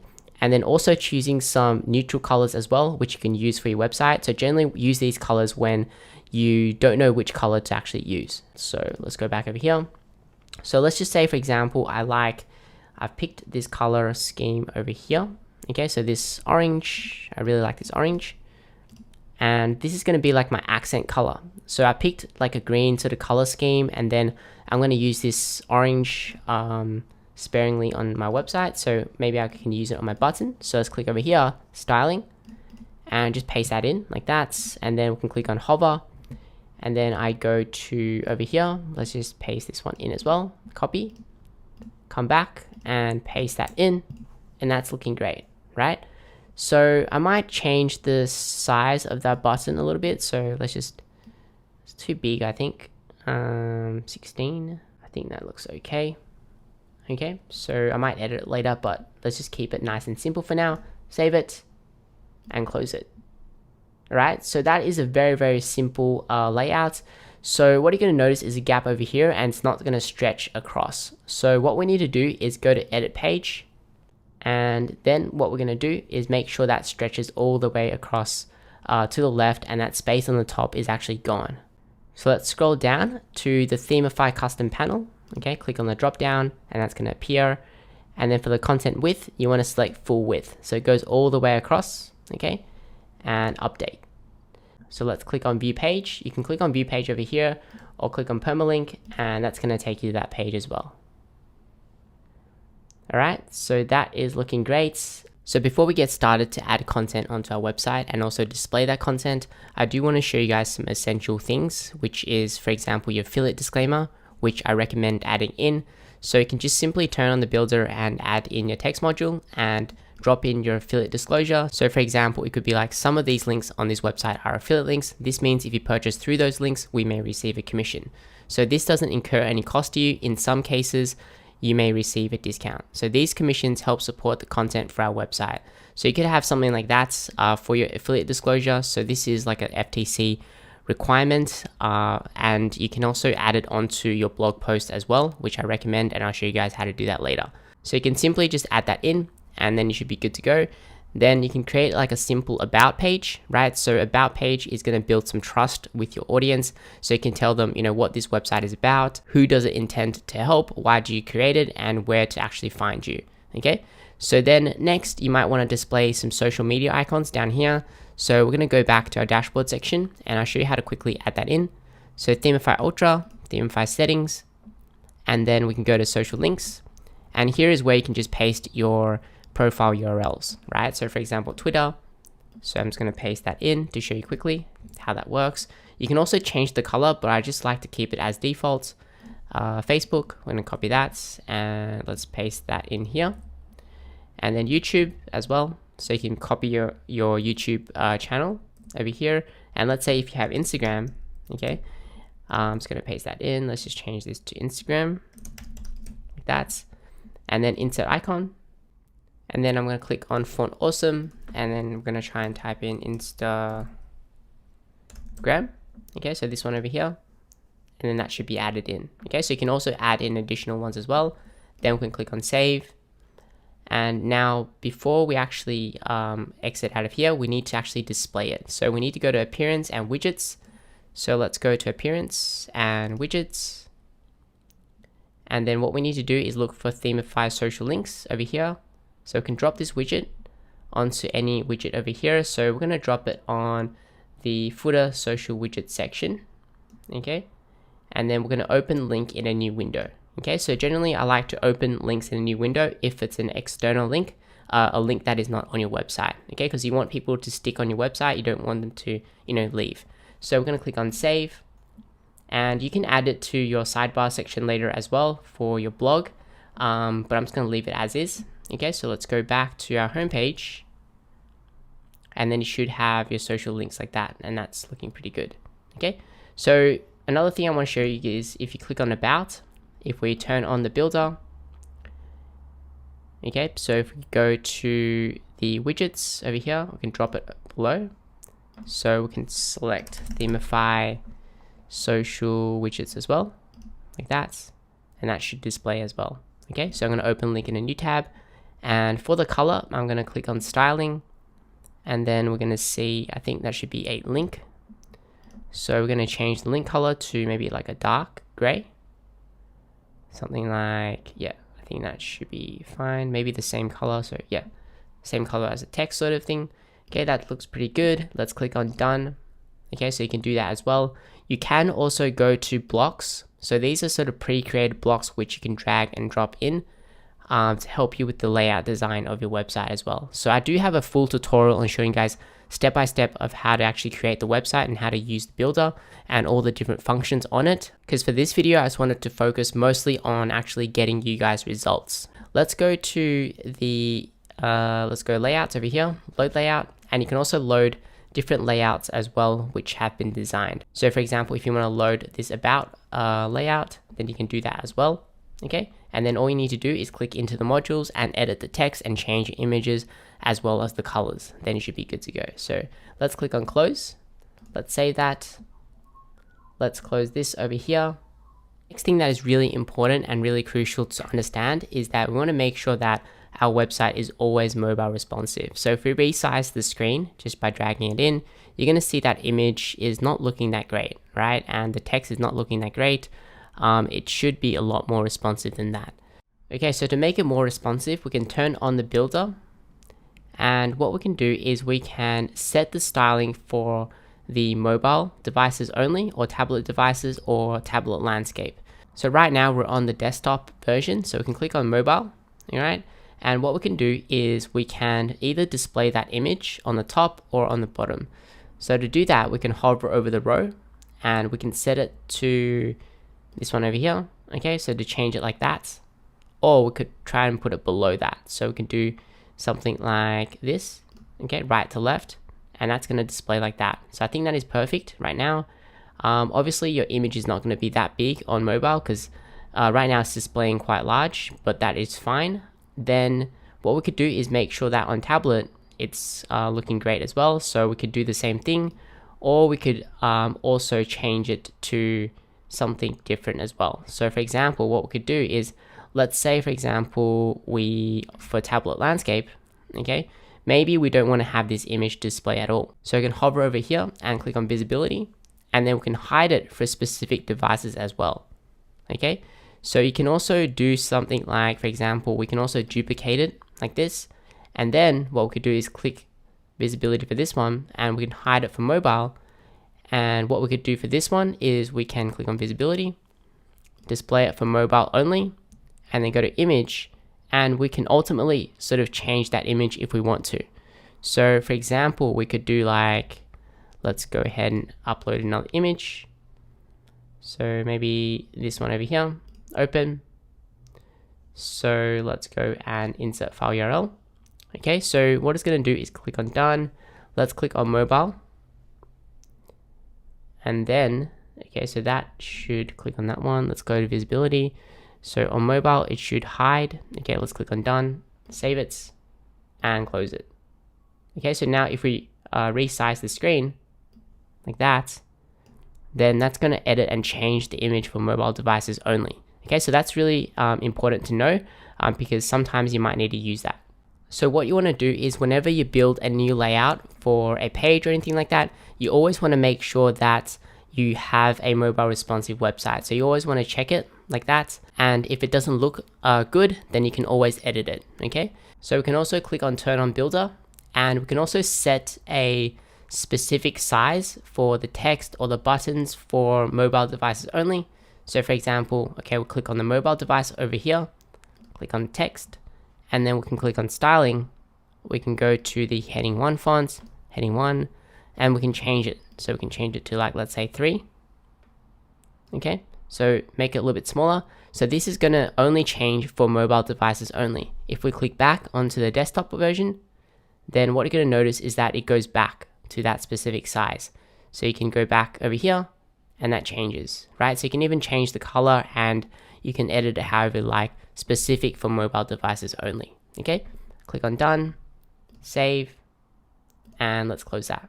Okay, so we've got the basics for our website done. So right now, what we need to do is we need to focus in on creating content for our website.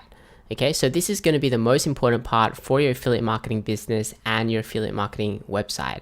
So think of content sort of like food for a restaurant. So with a restaurant, like everything could be bad, but if the food is amazing, then it still could be super busy. So that's how important content is for your website. So right now we do want to just have a very, very simple layout. Now, a lot of people, focus in on, try to create the perfect website before they actually create content. So the most important thing is to have content so that people come to our website first, we make some sales, then we can always adjust it as we go. Because we don't have much stuff on our website, then we can't really create much of a layout anyway. So what we want to do is for our content creation, you want to make sure that you've done your keyword research from before. Okay, so what we've done is I've determined that I want to target TubeBuddy review for my page.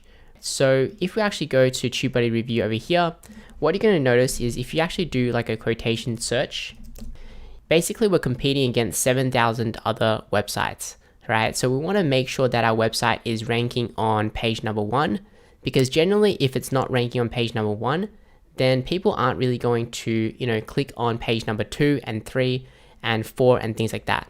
Now, ideally, we do want to have our website ranking number 1, 2, or 3, right? So there are thousands of different ranking factors for your website, but the main 2 factors is going to be like the relevance and the quality of content, and also the number of backlinks for your website. So what I mean by backlinks is, let's say for example, on this Forbes article, and if you read the article, you'll notice that they have different links to other pages as well. So if we click on a link, okay, and that's going to redirect to entrepreneur.com and this article over here. So this is a backlink from Forbes to Entrepreneur. So generally, the more links that you have to your website, the higher you're going to rank on Google, right? Provided that your content is good, right? So each link to your website is sort of like a vote of popularity. So the more votes, then the higher that you're going to rank. So not all votes are sort of equal. So if you're getting a link from Forbes.com, which is a highly trusted website that gets millions of visitors each month, then it's going to be different if you get a link from a newer website. So to actually get links to your website, we need to have the best content possible, because if we don't have the best content, then there's no reason why people are going to actually link to us in the first place, right? So what we need to focus in on now is creating great content. So I'm going to walk you through exactly step by step how to actually do that. So there are a few key elements of great content. So number 1, which is probably going to be the most important one, is that your content should match the searcher's intent. Okay, so what I mean by that is, what is the user, what is the searcher trying to find, like the information, right? You want to provide the information that they're looking for. So for example, if we are creating content about TubeBuddy review for that keyword, then your content should be a review about TubeBuddy, right? It should talk about exactly what it is, who uses the product, is it good or not, the different plans and pricing, do you actually recommend it? So I know that it sounds like very, very straightforward and sounds kind of stupid that you wouldn't do that in the first place. But when I first created my website like 8 years ago, I was creating a website for maxi dresses, right? So what I found was that, okay, maxi dresses was very, very low competition, and it had like over 100,000 searches per month, right? So what I thought I would do is that maybe I could actually target this keyword because it's low competition and no one else is actually doing it. So the thing is, I created a website and I wanted to link them to Amazon, right? So that I could make an Amazon affiliate commission, right? But the thing is, if you actually type in maxi dresses, what you're going to notice is that all of these websites over here are sort of product pages or product categories. So people are actually looking for, a real e-commerce website, and they want to browse all the dresses and they want to, purchase the dresses. Okay, so they don't really want to read a sort of blog post about maxi dresses and then click an affiliate link to direct them to another website to purchase the product, right? They want a real e-commerce website that they trust, and then they can browse the product and purchase the product, right? So that's the searcher's intent. Okay, so you always want to make sure that you create content that matches the searcher's intent. So for example, you might want to create a review about TubeBuddy, okay, but then you might think, okay, this doesn't actually get too many searches, and it's easy, but yeah, it's not going to get too many searches. So what you want to try and do is maybe you wanted to try and just target TubeBuddy. Okay, so this one might be medium difficulty, but as you can see, the global volume is quite high, so a lot of people are searching for it. But if you actually go and type in TubeBuddy over here, then if you actually scroll and look at the top 10 results, there's no sort of blog content about TubeBuddy, right? It's all like, for example, the actual website, the actual Chrome extension, TubeBuddy's YouTube channel, the App Store, and things like that. So people aren't really looking for an article about TubeBuddy, right? If you know what I mean. So if you actually target this keyword, then you're probably not going to rank for it on page number 1, okay? Because people are looking for the exact product. So before you actually create content for a specific keyword or key phrase, always do a Google search for that keyword and look at the top 10 results and see, what type of content they've actually created. Okay, so many times you don't have to try and reinvent the wheel. You do want to provide, better content, but you don't want to have it like too far off what is currently ranking. Okay, because that's generally what people are actually looking for in the first place, right? So don't try to change it up too much. You just want to create something that's a lot better, a lot more unique, and then you want to get backlinks to your website, and that's just the basics of it. Okay, so the next thing is also equally important, is that you want to create unique content. So you never want to copy other people's content, especially if you're copying like the whole entire article. You don't want to copy and paste, right? That's not going to work. You're going to make sure that content is unique and not a duplicate, because the thing is, like, there's no reason why Google is going to rank your website if it's the same content as another website, right? That will just be spammy. Okay, so that's very, very important, that you don't want to copy huge chunks of other people's websites. Now, yes, you can copy maybe a small quote and things like that, but you definitely don't want to copy like the entire article. Okay, so number 3, you want to provide real insight and real experience. So a lot of people, when they're creating a affiliate marketing website, they are just copying the features and talking about the features, but they're not sharing their real experience and real insight. Okay, so I think 2021 and moving forward, a lot of websites that actually just copy the features and just talk about that without actually trying the product is going to fail, right? Because most people, when they're starting an affiliate marketing business, they want to do the least amount of possible. So if you actually have real insight and real experience, it's going to help protect your content from other competitors as well. Okay, and number 4, you want to have good understanding of the topic or the product. So you want to make sure you do your research really thoroughly. Now, if you don't have the product, you want to make sure you do as much research as possible. If you don't understand the topic, then you want to find out and fully understand it before you write about it. So if you look at all the top websites, all the top YouTubers, they have a good understanding of what they're talking about. Okay, so that's really, really important. If you don't understand, you have to learn. That's just the truth. There's no way around it. So if you do understand the topic, then that's awesome. Okay, you're going to have a head start. But if you don't, then you have to learn more about it. Number 5, you want to try and include keywords from your keyword research naturally within your content.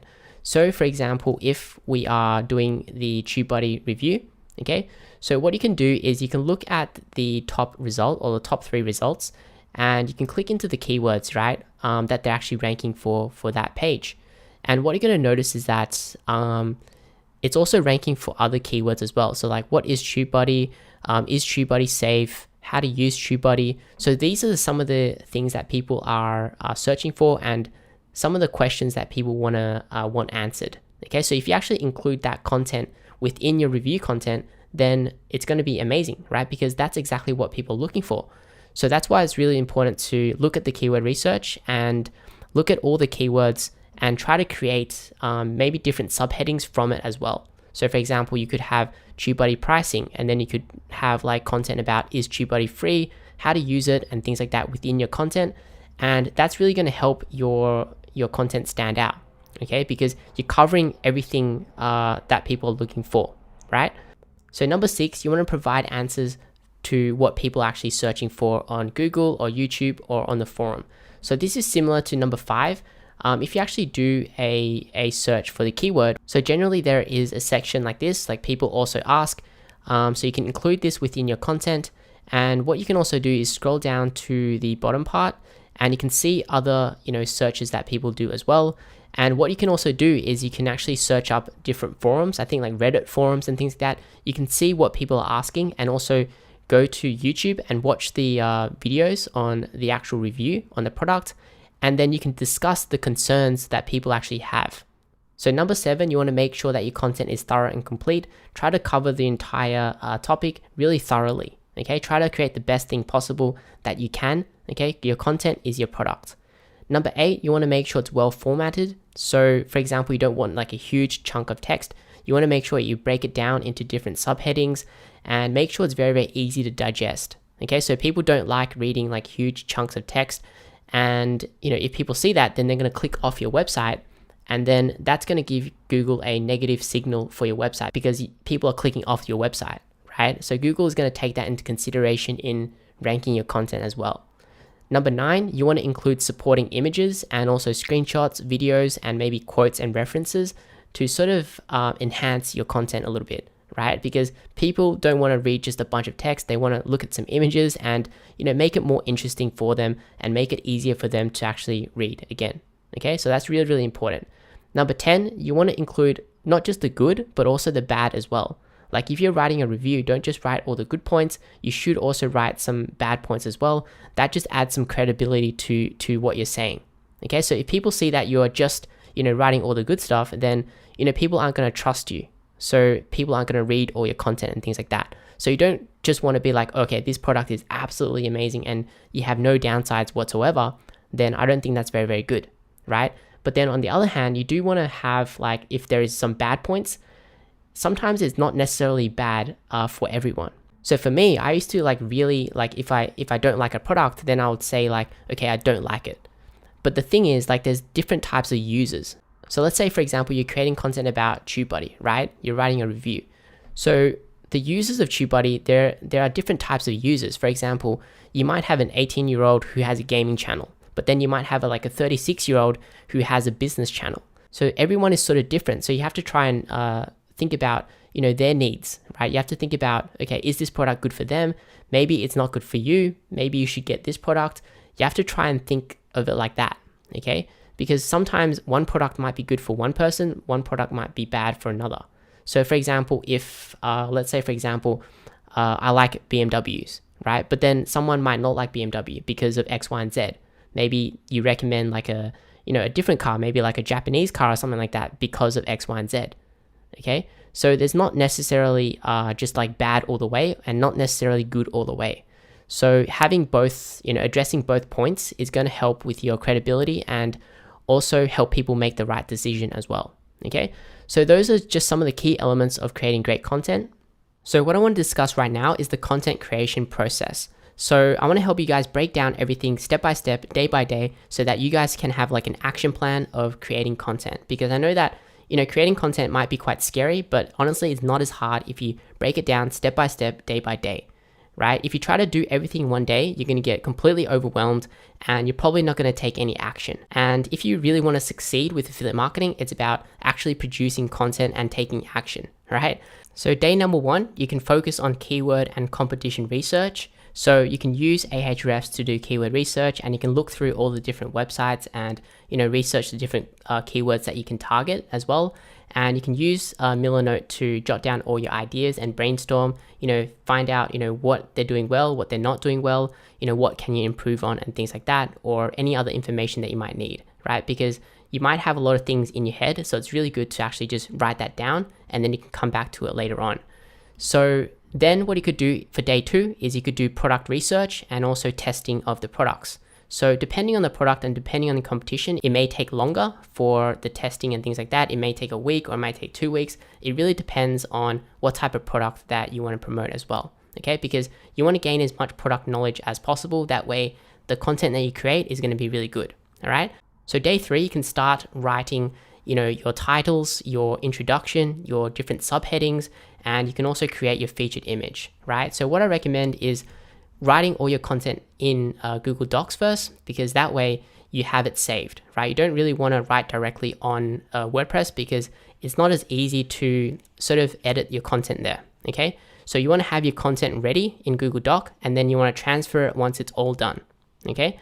So you could write out your title, and then you could also get your affiliate links as well.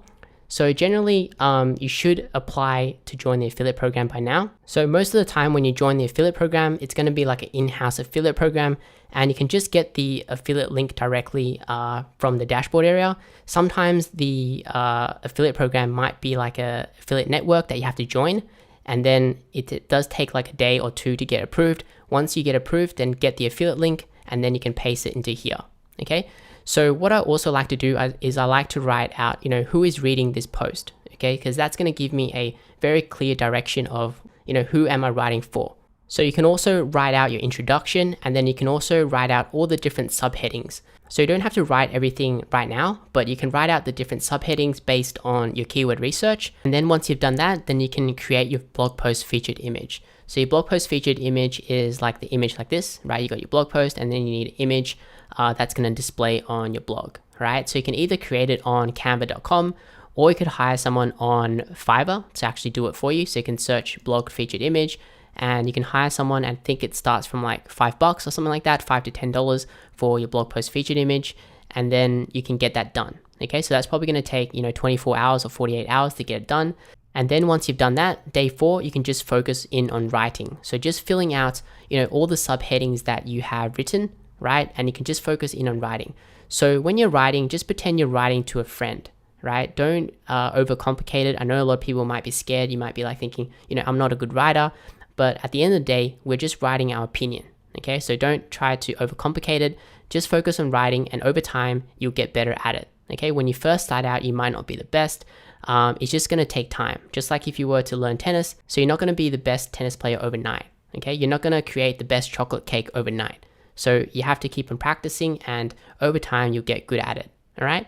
And then the next day, you can just focus on editing that content, making sure everything is well formatted and everything makes sense, and write out your conclusion and things like that, and check all your work, right?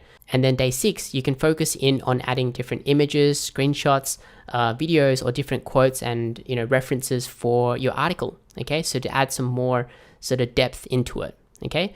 So if you want to screenshot things, then what I recommend is going to getcloudapp.com. So this is a really awesome tool that's going to help you screenshot anything that you need. And you can also record short videos and also GIF files as well. So for example, we click here, we can capture it, okay, just like that, selecting the area. And then that's going to capture. Again, that's going to upload directly to the server. And then you can use this to draw like arrows, okay? So you can also change the color to the color that you selected for your color palette earlier. You can also blur things out as well. So for example, like that, okay? So you can play around with the different settings. And once you're done, click on share.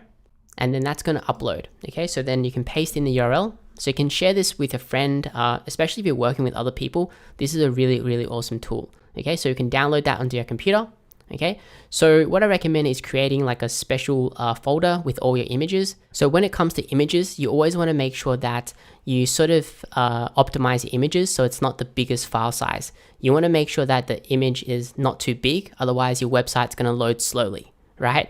So this is another sort of ranking factor as well, the user experience factor, right? So with your website, you want it to make sure that it is loading quickly. And a big part of that is if you have too many images, it's going to load slowly. So what you always want to do is make sure you use Photoshop and either crop your images to a smaller size, and you always want to use the JPEG file, okay? Unless you need a logo, then you might need a PNG, okay? So let's say, for example, we got the image. Let's just save that image. Okay, so let's just download that. All right, so what I recommend is naming your images appropriately. So that might be, let's say, a specific feature, okay, of TubeBuddy. Okay, so feature 1. All right, because this is going to be for search engine purposes as well, right? So I'll talk about that a little bit later. Then you want to go to photo, okay, or you can use Photoshop or any other tool that you guys use. And then we can, let's go grab that image, and then we can drop that in, okay? And then over here, we're going to scroll down to resize. And let's just resize it to, I think, 1000. And you want to make sure this is selected. So that way when you change it, the height also changes. Okay, click on apply. And then export. Okay, so you probably need to log in. Okay, and then we can save it as normal quality. So generally that should be enough, and download it. Okay, let's save it. Right, so if we compare the file size, if we look at the file size over here, so we've saved it as a PNG, and that one is about 107 kilobytes. This one over here is about half that size. Okay, so that's gonna ensure that your website loads quickly. Otherwise, if you have too many images, then it's gonna be super slow. Okay, so that's a really important thing as well that you have to note. Then day 7, then you can focus on adding the actual content that you've written onto WordPress. So this is the next step that I'll actually show you, and then I'll show you guys how to optimize it for the search engines. Okay, so let's get into that right now. So once you finish writing all your content and also getting ready all your images ready to actually upload onto your website, then hopefully, adding that content to our website won't be as hard. So with your images, I've basically cropped it to around 1000 pixels in width, and they're all in JPEG format already, right? And the total file size for the whole entire folder is around 2 megabytes. Okay, so generally you probably don't want your page size to be more than 3 megabytes, 3 to 4 megabytes. If it's that size, then you'll need to have a really powerful web hosting server, for example, cloud hosting. Otherwise your website's gonna load slow. What we're gonna do is add in our content. So we can hover over here and click on add post, or we can go to our dashboard area and we can go to the post over here. Okay, and then click on add new. So let's click on that. Okay, so now if you don't see the dashboard, the left-hand panel, and also the top tab, then we can click on the 3 dots on the right-hand side and we can deselect the full screen mode. Okay, so generally I keep it like this. It's just a lot easier for me. So we've got our content ready. So then all we need to do is just copy and paste basically. So copy and then just paste in your title. Scrolling down, and we're going to add in a new category. So this one is going to be reviews. Okay, so if you have comparison, it might be comparison. If you have some other category, for example, like how to or tutorial or news, just write in your specific category and add new. And then make sure that is selected. Then we can go to tags. This is going to be TubeBuddy, and then we're going to do comma, TubeBuddy review. And then we might do YouTube growth tool, something like that. And then for our featured image, so you should have created a featured image previously. So we're going to click on that and then upload files, select files, and then we're going to upload our featured image. So I personally got the featured image done on fiverr.com. So you can either get that done or you can just use Canva or Photoshop, depending on what you guys use. So the file size for the image is 1280 by 720 pixels. So we're going to set that in and set featured image. So once we have done that, then over here we can click on discussion, and if you want to allow comments or not allow comments, you can disable it here as well. If you scroll down to Themify custom panel, over here you can actually set the specific layout for that blog post. All right, so you can do this later. We're going to leave it as is for right now. Okay, but I just wanted to show you guys that you can do that. Then the next step, we can click on publish. Okay, and then we can also select this if you don't want to click on publish twice, right? So you can deselect it, and then every time you click on publish, then it's published. So over here, we can check our URL. Is this the URL that you want? Okay, so basically what we can do is close this, and I want to edit that URL a little bit because it is a bit too long. So I want to try to keep it as short as possible. So TubeBuddy review. Let's do this. Okay, so let's just delete that. Okay, we're just going to keep it as TubeBuddy review, and then we're going to update that. So just try to keep your URL structure nice and clean.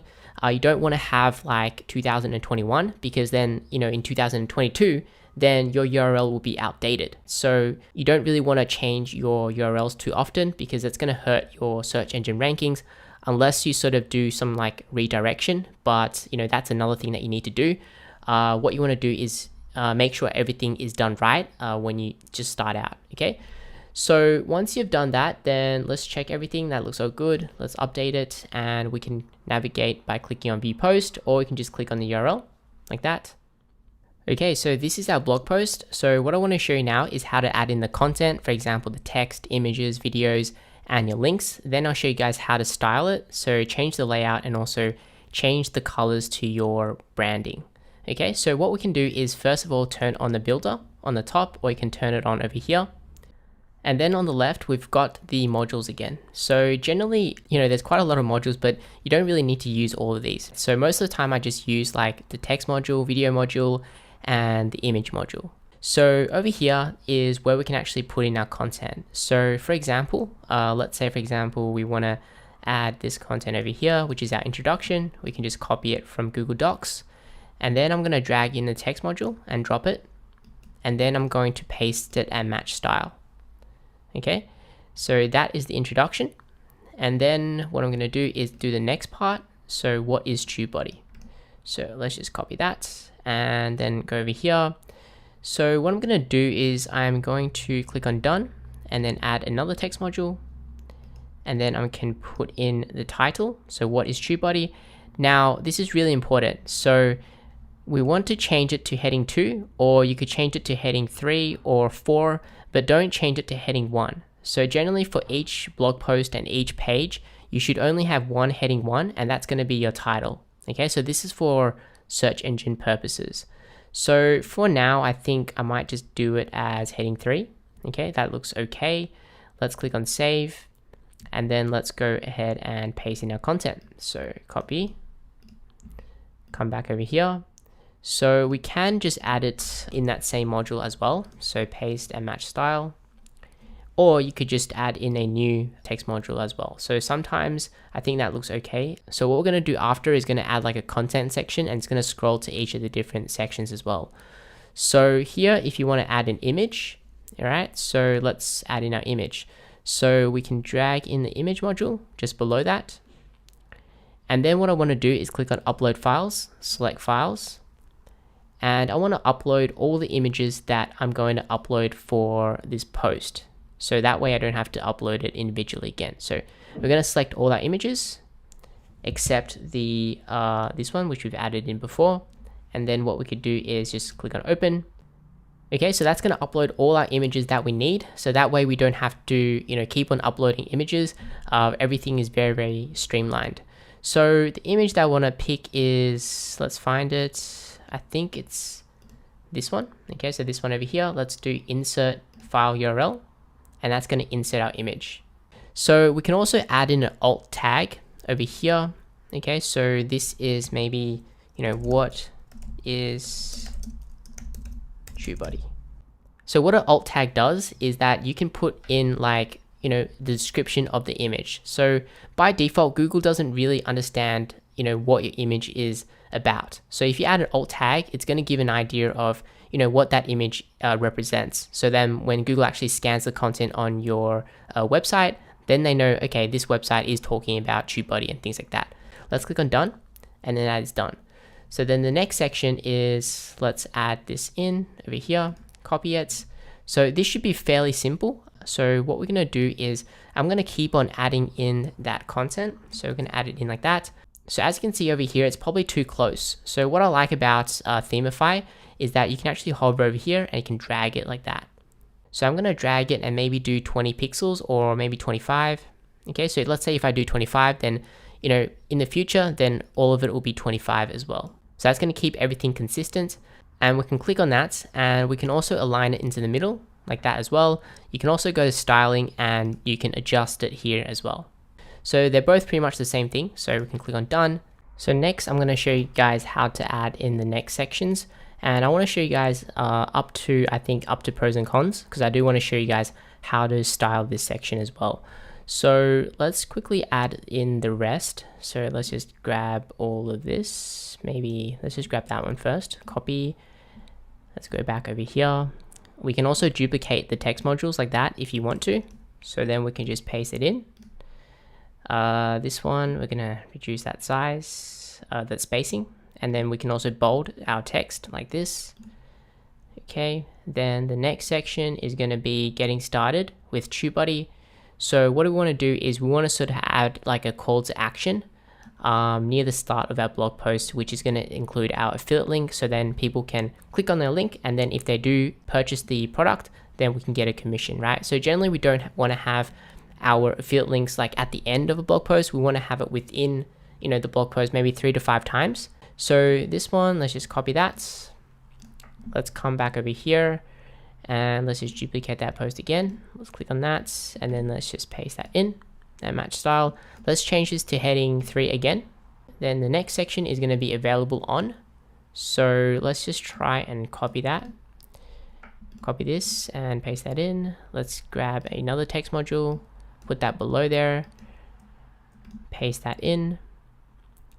Okay, so sometimes the format might be off, so we need to try to reformat it ourselves a little bit. So what we can do to display this text is we can go to styling, and then we can go to multi-columns and set the column to 2. Okay, so that's going to be like something like that. So actually what we're going to do is I'm actually going to click on this and maybe let's just remove that one. Oops, delete that. Let's click on that one and let's click enter, paste that in, change that to bold. Okay, so sometimes you do have to play around with it and fix it. Okay, so to try to make everything look nice. So let's go back over here. We're going to add in a button. So I'll show you how to do that. Let's click on done. Let's go ahead and drop a button module just below here. And then we can change the button text. So install for free. And then here we can put in our affiliate link. So I'll show you guys how to cloak your affiliate link a little bit later. Right now we're just gonna, put the actual affiliate link.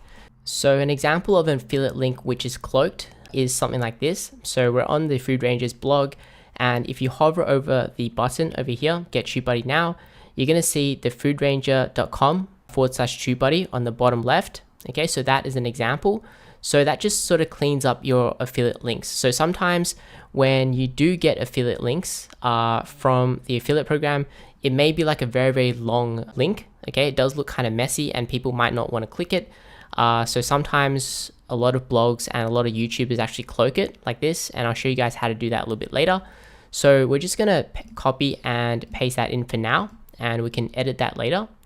So, okay, so for the link, we just paste that in.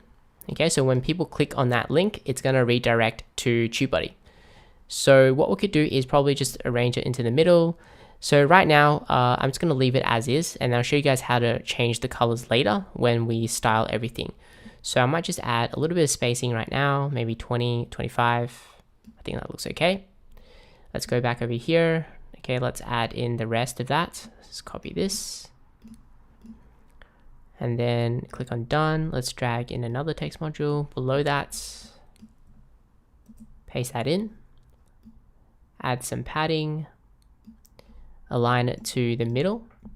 Come back over here. So let's get this done. Let's copy this. Actually, I'm going to try and copy the whole bit. Just copy that. And then let's go ahead, drag in another text module below that, and then paste that in. Who uses TubeBuddy? Change that to heading 3. Okay, so if we want to sort of link a text, so for example, I'm going to click on this and let's copy that link. Okay, so if you want to add a link in WordPress and the editor, so we could just highlight the text, okay, and click on insert link, and then we could just paste that in. So generally what I do is click on link options and I paste it in like that. And then because this is linking to someone else's external link, then I want to open link in a new tab, because generally I want to keep people on my website. If it's like a link within my own website, then I'll just do it without this. Add link. And then you can do it for the rest of these ones. So that's just the basics of it. Now you can also add affiliate links like that as well. Okay, so I'm not going to show you like each and every one. You're going to have to do that yourself. So let's go back over here. Let's add this one in. Copy that. And let's see. Let's just add the whole thing. Done. Drop in a text module. Let's paste that in. Change this to maybe heading. Oops, that's not good. Control Z. Okay. Maybe hit enter. Let's change it to heading 3. And then what we need to do is, let's try to format that properly, like that. Okay, let's just leave that right now. Let's go back over here. Okay, and then maybe I might have another text. So get started with TubeBuddy. Maybe that might not be a button though. So let's click on that and then just have it like that. Paste that in. Let's move it to the middle. And then if we want to copy the affiliate link again, just copy that. Paste that in.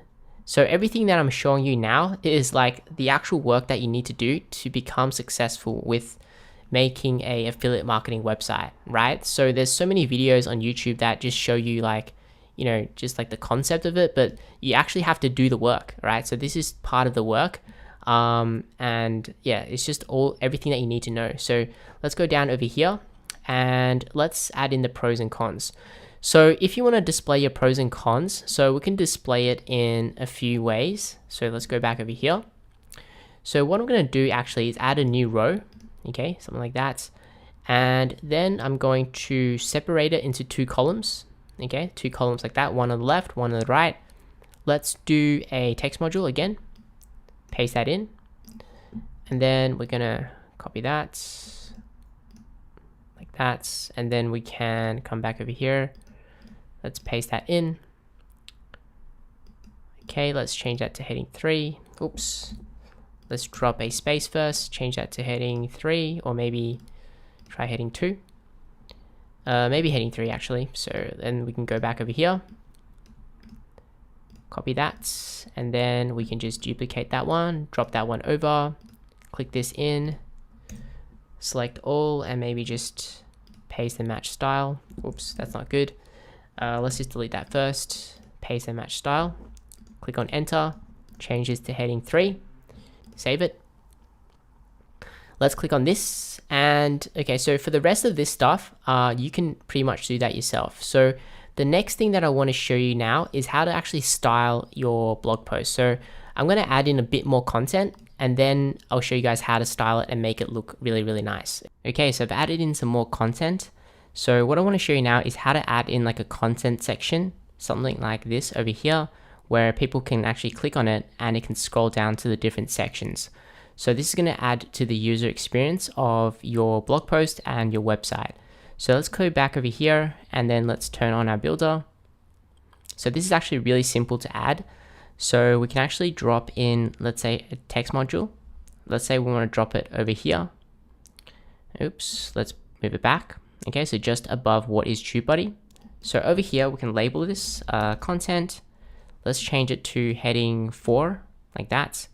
And then what we want to do is we want to look back at our article and we can start adding in sort of all the different sections. So for example, what is TubeBuddy?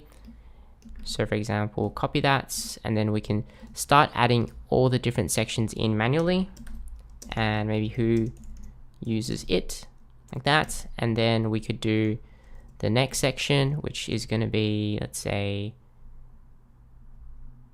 okay, so pros and cons. So, or maybe getting, wait a second. I think we're missing something. What is TubeBuddy? Pros and cons. Pros and cons. Enter. So I'm just going to quickly add all these in. Okay, so you can add your content section in as well. And then I'll show you guys how to style it properly and link it to the different sections. So right now I've just added in everything like that. Okay, so it's all in one column. So as you can see on the right hand side, there's a lot of space over here. So what we can actually do is, I think we need to fix this text over here first. So let's click on enter. So what we could do is click on styling, okay, and then go to multi-columns and set the column to 2. So sometimes you can set it to 3 depending on how you want to display it. I think that is okay as well. So I might just put it as 2 though. Okay, so what we want to do is we want to add a background color. So as you can see over here, we've got a nice background color. So what we want to do is go back to our Miller note, and if you have your color palette selected, then we could just copy the color code. Okay, come back over here, go to background, and we're going to paste in the color like that. All right. So what I like to do is I click on it Okay, I'm going to drop the opacity down to, let's say 0.1 or 0.15 maybe, like that. And then what we could do is, actually I'm going to put 0.1 for now, and then we could go to border and then paste in the color on the left. Okay, so paste in the color there, and then we're going to set it to 4. So as you can see, it's a bit too close to the edges, so what we want to do is add some padding. So let's click on padding on here. So padding is just space, so we could just drag it and move it in like that. So we can try maybe 20. So as you can see, it's a bit uneven, so maybe what we could do is make sure we adjust it a little bit. Let's see. So we're going to deselect this. For the bottom, I'm going to change it to maybe 10. Okay, so I think that looks a little bit better, or maybe even 5, something like that. So everything looks really, really nice now. So how do you actually link the different sections to each of the different sections over here? So what you can do is you can link it 2 ways. So for example, if we want to link it to this section over here, we can, let's set in the link ID first. So let's click into the text module, edit, and then for the ID name, we're going to label it what is, and then we're going to copy it to our clipboard. Let's click over here again and then select this text. Okay, we're going to paste in this. So we're going to type in hash first and then paste it in, and then we're going to click on apply. Okay, so that's going to add a link. So if people click on it, then it's going to scroll down to this section over here, hopefully. So let's click on save, and we're going to close it. Okay, let's scroll down a little bit. Click over there, and as you can see, it's going to scroll to this module over here. So if we actually click it, it's going to scroll past the title area. So what we want to do is actually scroll it to the row. Okay, so we can turn on the builder. So if we actually zoom out, then what you're going to notice is that all this content is in one row. Okay, so over here, when you hover over it, as you can see this purple, that's the second row. So this is actually in one row. So what I want to do is scroll to the very bottom, and I'm going to add a new row like this. And then what I'm going to do is I'm going to click it and drag it up. Okay, so hold on to it, click it, drag it up to the very top. And I sort of want to separate it into 2 different rows like that.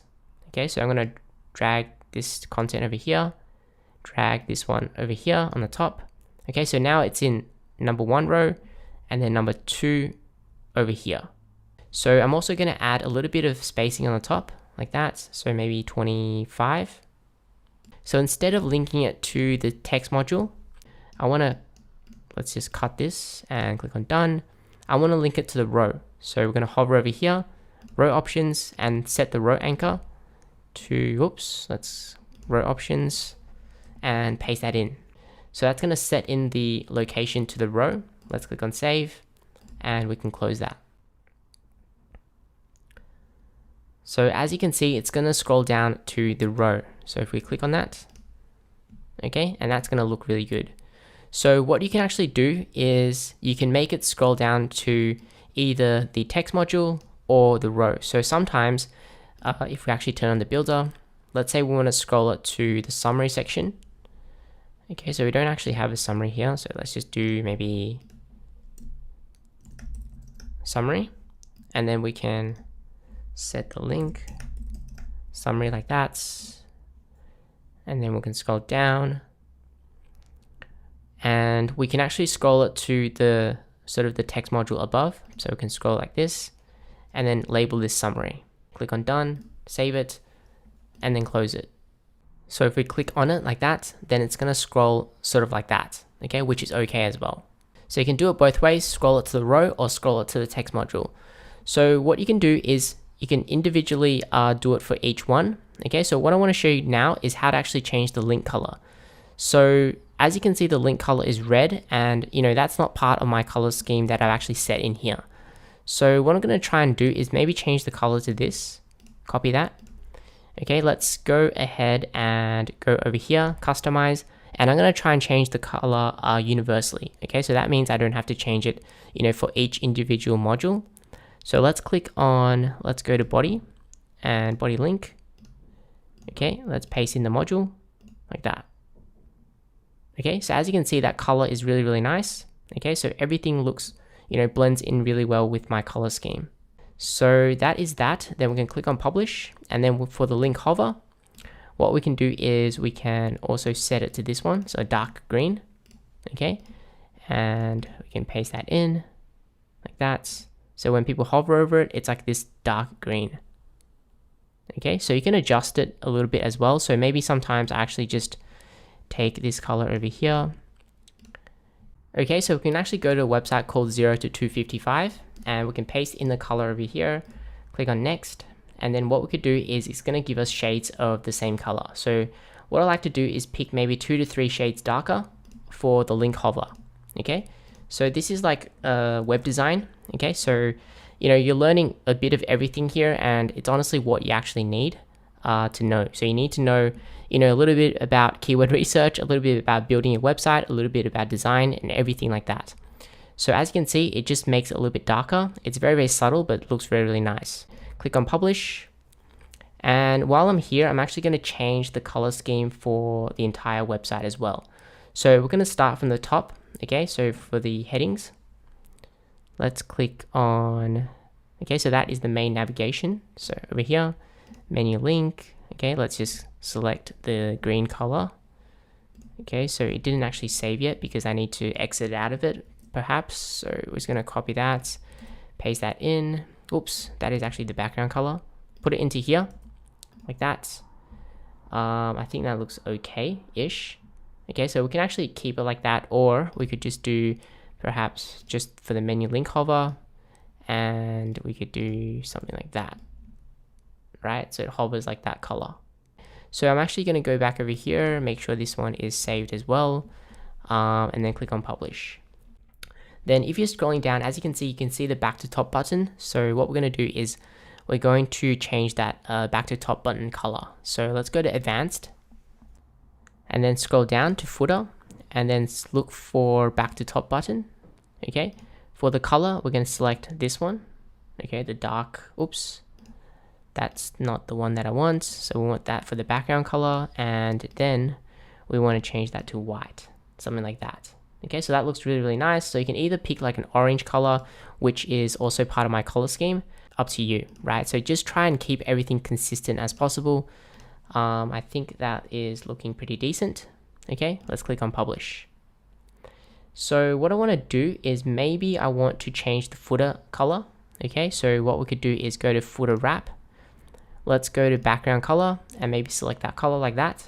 Okay, and then what I can do is I'm going to change the link color within there. So let's footer font, change that to white. And then for the link color, for the link, let's change that to white again. Okay, so that looks really, really nice. We're going to click on publish. And yeah, so that's basically how you actually change the colors on your website. So you can control each of the different sections over here. So let's close that for a second. Let's go to our blog. Okay, so as you can see, we can't actually see our blog post yet. So what we need to do is turn on the builder and actually display our blog post. So what we could do is click on the post over here and drag it in like that. And now you can actually see the blog post, right? So we can actually change, how we want to display it like that. And then what we could do is click on save. And then what we can do is I'm going to actually change that hover color as well. So let's click on close and let's click into that first. Okay, so I want to change that hover color. Let's go to customize. Okay, so I want to click on post, and then that's going to be the post title over here. For the post title hover, we're going to change it to the green, so that maybe the dark green perhaps. Whoops, that's the background color. Okay, that should be the font color, like that. Okay, so maybe something like that. And then for the post title, we can also align it into the middle, like that. Looks quite nice. And then for the post date, we can also change that as well. So let's minimize all that and let's go to post date. We can also change the background color of that. So for me, I don't really want this rounded version of it, so I'll show you guys how to change it. So what else do we need to change? So let's scroll down to the bottom. Okay, so over here, how do you change the color over here? So we can go to forms, and then this is going to be the form button. And then for the background, let's just change it to the green like that. And then maybe the hover color, let's change it to the dark green. Okay, so that's going to look really, really nice and subtle. Okay, everything's consistent on our website. Then we can actually click on publish. And then let's go and click on close. So I want to change this, okay, to an inline sort of date. So let's go back to our dashboard. So I just open up in a new tab. Let's go to Themify Ultra, Themify settings. And then over here, we can go to default layouts, default single post layout. And then what we could do here is we can either hide the post date if you want to, or change it to inline text. Click on save, and then we can refresh it. And then it looks something like that. Okay, so it's really, really awesome, this theme. That's why I highly recommend it, because you can literally create any type of website, any type of theme that you want, right? It's so customizable. Otherwise, if you pick a theme, then sometimes you want to change something and you can't really change the thing. You need to change the entire theme, right? So that's why this theme is so good. So over here, this is the meta description. Now you can definitely hide it if you want to. So for example, we could hide, the author, save it, and let's close it. And then that's going to disappear like that. You can also hide, the different sections like categories and tags like that as well. Maybe I just might keep it, but what I want to do is probably move it into the middle. And I would probably want to, let's say, maybe let's just not hide that one. Okay, and then we're going to click on save. Okay, so what I want to do is change my name though, because right now it's just my email. So let's go to users over here, click on edits, and then I'm going to set my name. So Hogan Chua, and then display publicly as maybe Hogan or Hogan Chua, doesn't really matter. Okay, and then here you can also change and you set your password as well. Let's click on update. Let's go back over here and refresh. Okay, so that's going to be like my name, the category, and the tags. So let's just go to customize again, move that into the middle, scroll down to post, and this is going to be the post meta. Okay, move that into the middle, and hopefully that is good to go. So what we're going to do now is I want to show you guys how to style something, which is really important. So let's close that and close it. Now, if we go to some websites, as you can see with the image, you've got like a nice little border on that image. It just makes everything very, very professional and just polished. So how do you actually achieve that? So we can go back over here. We can do that as well. So turn on a builder. So you can do it two ways. We can click on the image module and we could do like, let's say bordered like that. But the border is a little bit thin, to be honest. We could also do drop shadow if you want it to display like that, or we could just go to styling, and then what we could do is we could add a border. So click on border, and then we could do all. So over here, what we could do is use a light gray. So something like that should be all right. And then here we can set in the thickness, which is 3 pixels. Okay, then you got like a nice border like that.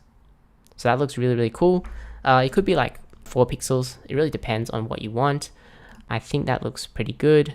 Let's go over here. Maybe let's drop it down a little bit. So maybe something like that. And then I'm just going to add that to my color palette as well, so I can use it whenever I need. So once you're done, click on done. Okay, so how do you actually add it to the other images, right? So you don't really want to add it individually because that's going to take too long. So what you can do is you can right click and we can copy. Okay, so that's going to copy the styling. So let's go to the different images on your website, right click, and then we're going to paste styling. Okay, so as you can see, it's applied already to this image, and we can scroll down and we could right click again, and then we could do paste styling, and then, and so on. Okay, so that's going to make it look really, really cool. Let's zoom out. Okay, so that's what it actually looks like. Okay, so make sure you zoom out of your layout and make sure like all your spacing is all, all good. Okay, so you can just play around with the spacing like that. And let's say, for example, we want to add, some social media sharing links. So let's drag the social share and we could drag it below that or something like that. And then we could do, Facebook, Twitter, maybe LinkedIn. And then we could do, let's say, squared. And then we could do styling. And then we could move it into the middle, hopefully like that. Let's decrease the spacing actually. Let's zoom back in. So I think that looks not too bad. We can also change the color if you want to.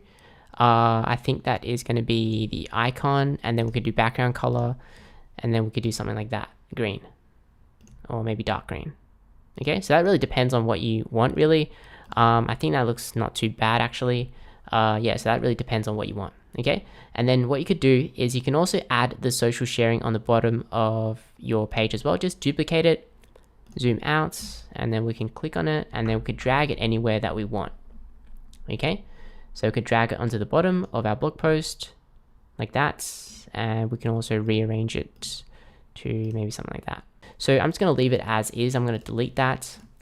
Okay, let's click on save. Whoops, what did I actually delete? We can also undo over here. Okay, let's save it, and then we can close it. So before I actually show you guys how to customize the sidebar section, I sort of want to show you guys, we're going to change the button over here. Okay, so we're going to add some like calls to actions within our blog post, and we need to change the color. So we can click into the button module, and we can change the color over here, but you've got limited options, right? So I'm going to select transparent, and then let's go to styling. Let's go to button link, background. So I'm not going to select green for this one. I want to select the color that stands out a little bit, which is maybe the orange. Okay, so I'm going to use something that stands out. Now you could use red, or depending on what you want. Okay, so let's paste that in. Okay, so that's going to stand out a bit more. So then the next thing is the link color. We're going to change that to white. Okay, and then for the hover color, let's just change it to a darker orange. Copy that, and then we can paste that in. Okay, then what we could do is make sure we add that to a color palette. Same thing for this one. Add that in. Okay, and then here get started with TubeBuddy. So we could change this link color as well manually.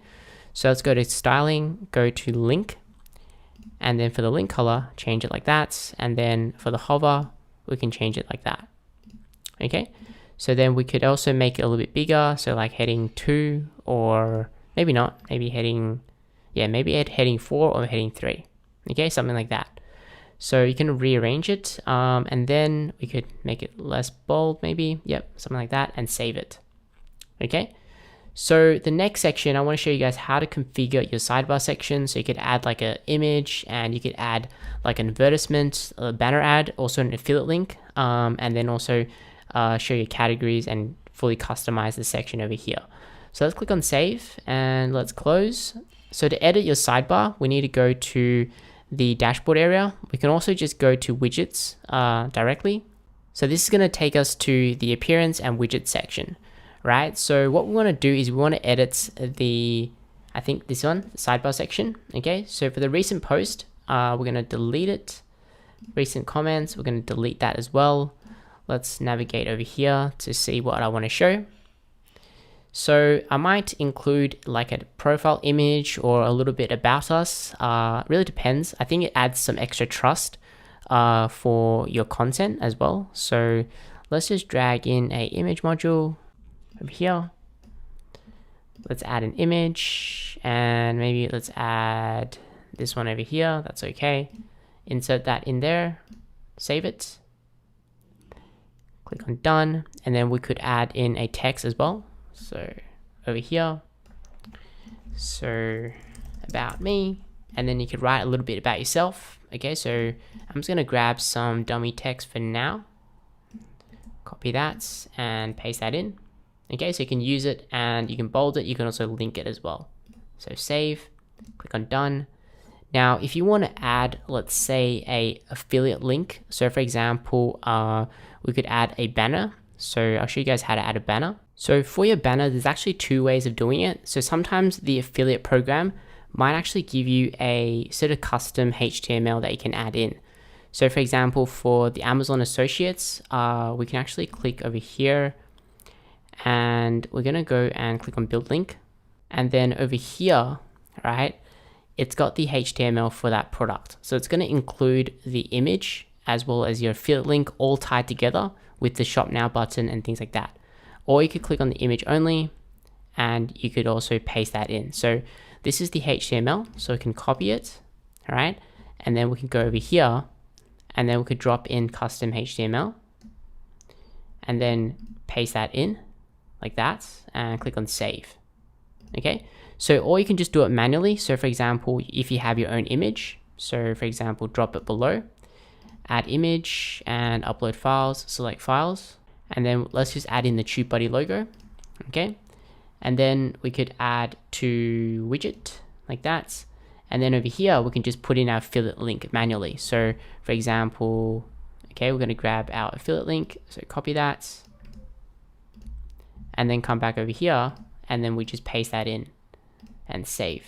Click on done. So now we can actually go back over here and let's see if we can refresh it.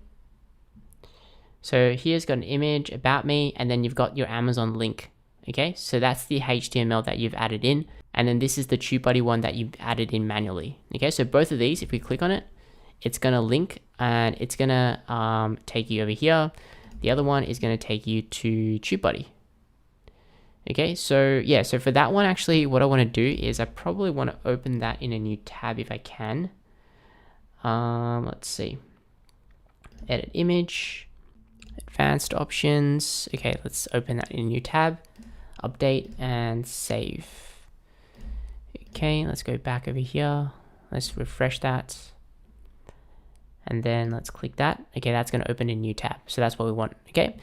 So that is pretty much it for your sidebar. We can also add in like categories as well. So for example, where is it? Categories over here.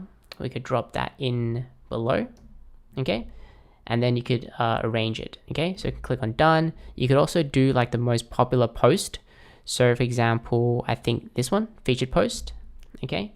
So drop that in like that. And you can also set the thumbnail size. So for the thumbnail, it's gonna be 128 by 720, okay, 72, sorry.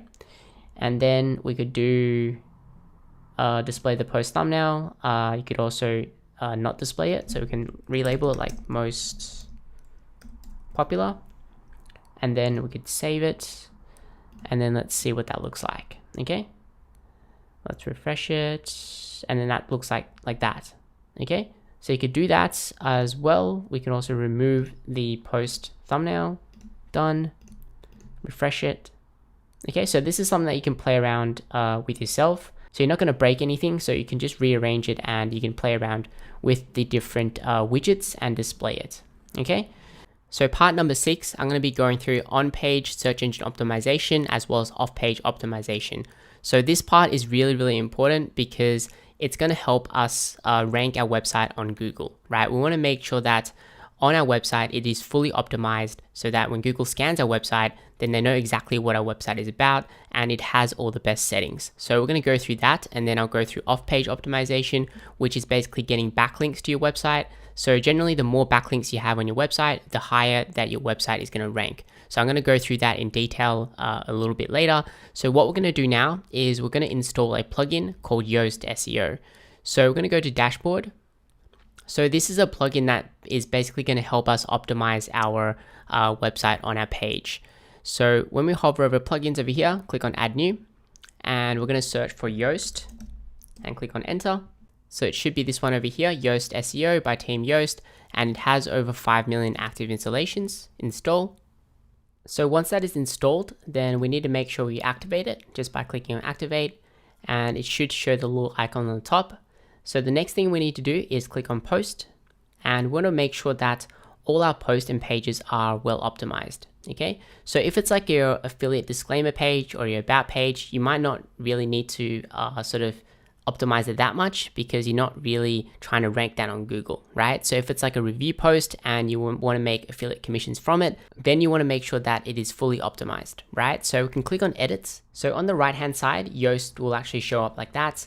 You can also click back onto the gear icon to display the old display panel. Okay, so what I generally like to do is just scroll down to the very bottom, and you've also got the Yoast panel down here as well. Okay, so scroll down to the bottom of the post and navigate over here. So the first thing you'll need to do is put in a focus key phrase. So this is going to be the keyword that you want to target for your page or your post. So for example, this is going to be TubeBuddy review. So what Yoast basically does, it's going to take that keyword and it's going to scan the content on your page, and it's going to provide us of a simple checklist to follow. So if we actually click on SEO analysis, then you can see some of the problems and the things that we've also done well, okay, already. And it's going to provide us a simple checklist that we just follow step by step to make sure our page is well optimized for this specific key phrase over here. Okay, so I'm just going to go through each of the different settings that you should have optimized. So the most important thing is you want to make sure that your focus key phrase is in your title. So for most of you, it should already be your post title already. So if you don't have your keyword in there, you want to make sure you have your keyword in there and try to keep it at the front of your title as well. Okay, so TubeBuddy review, and then you could have, what is it and should you use it or anything like that after that. Okay, because this is going to be really important. If someone searches TubeBuddy review and they look at your title and you don't have it within your title, then they're probably not going to click into that. Okay, so that's going to be a really, really important factor. So the next thing that you want to do is, if you want to edit manually, you can do that as well, just by navigating to SEO title and deleting that and just typing that in. So TubeBuddy review, and then you could do, is it really worth your money? Okay, so you want to make sure your title is also has your keyword, but it's also like enticing for someone to actually click into. Okay, so for me, I'm just going to have it as the default one. So I'm going to put the variable in there, and it's just going to take it from my post title and add it there. Okay, so for your meta description, by default, it's going to just take a random snippet of a piece of content on your website and include it in your meta description. So this is the description over here. Okay, so we can go over here and we can type in a meta description that we want. Okay, so we could do like, in this TubeBuddy review, we'll be taking an in-depth look at all the features and benefits, and then maybe like, does it really get you more views? Find out here, something like that. Okay, so with your meta description, I generally try to include the keyword in there as well. Okay, and it's one of the checklist items over here as well. But if you can't include it naturally, then you don't have to, right? So with these different things, besides the sort of the title here, like sometimes if you don't get it 100%, then it's okay, right? You don't need to like have everything 100% optimized. So if you have like 80% of them like, green, then it should be pretty much good to go. Okay, so here we can actually just look through the different things and just fix it. Okay, so as you can see, I already have a lot of these green now, mainly because I've done this a lot of times, and actually, when I'm creating content, then I'm really aware of it and I'll try to actually do it already. So let's say, for example, you want to fix something, then let's say, for example, this one, your key phrase does not appear in the first paragraph, then you can actually fix it. Okay, sometimes you might not have any outbound links, which is like linking outside your own website, and internal links, which is linking within your own website. You might not have it, so I'll show you guys how to fix that. And for example, the image alt attributes. Okay, so you can just work through this yourself as well. I'm going to click on update, and then I'm going to click on view post. Okay, so just turn your builder, and if you want to fix something, it's fairly easy. Let's just say, for example, you want to add your keyword within the first paragraph. Just click into the first paragraph and try to include it within the content naturally, right? You don't want to just like squeeze it in anywhere. You want to make sure that the sentence actually makes sense. Okay, so if you can't do it, then don't do it, right? So if you want to add, let's say, for example, the link, so an external link, outbound link, then let's say, for example, we can link misinformation. Click on the link over here, click on link options, and then you can put in your URL over here and link it up. Okay, so most of the time for outbound links or external links, I'm going to open it in a new tab, mainly because I want to keep people on my own website, and then we can click on add link. Now, if you want to add an internal link, let's say for example, you have another article about YouTube growth and how to grow your channel. So maybe I can link, this keyword to that page so people can click into it and they can read about that content. So it also has to make sense, right? It has to be relevant before you link anything. So we can click over here, click on that. And then over here, we can just search for our content. So for example, if you have, the content and the title, you can just type in the title. So let's say, for example, we're gonna link it to our about page, right? Then we can actually just click it like that and it's gonna link up.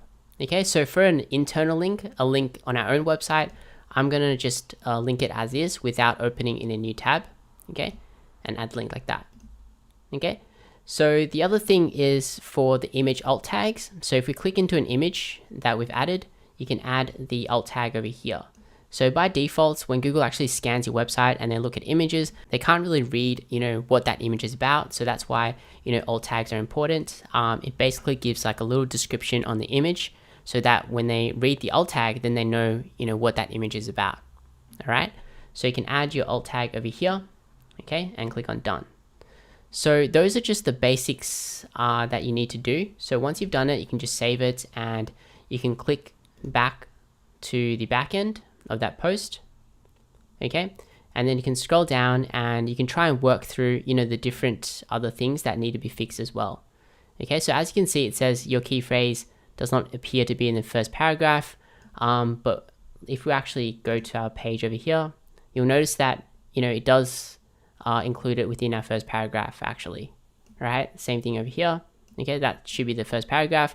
I think it might actually be because we've got content on the right hand side, and for some reason, Yoast SEO might be reading that and they can't actually see they read this content over here. Okay, so don't worry about it if you can't do it. As long as you've included it over here, then what really matters is that Google just scans the sort of the back end of your website and they'll know that it's actually included there. Okay, so Yoast SEO is just like a checklist tool. It's not like a tool that tells Google, where your keyword actually is, right? So it's just basically there to actually just help you, right? So if we go back over here, then you can go through each of these different things and fix it. Once you're done, just click on update. So the next thing that we want to do is we want to click on plugins and we want to install Google Site Kit.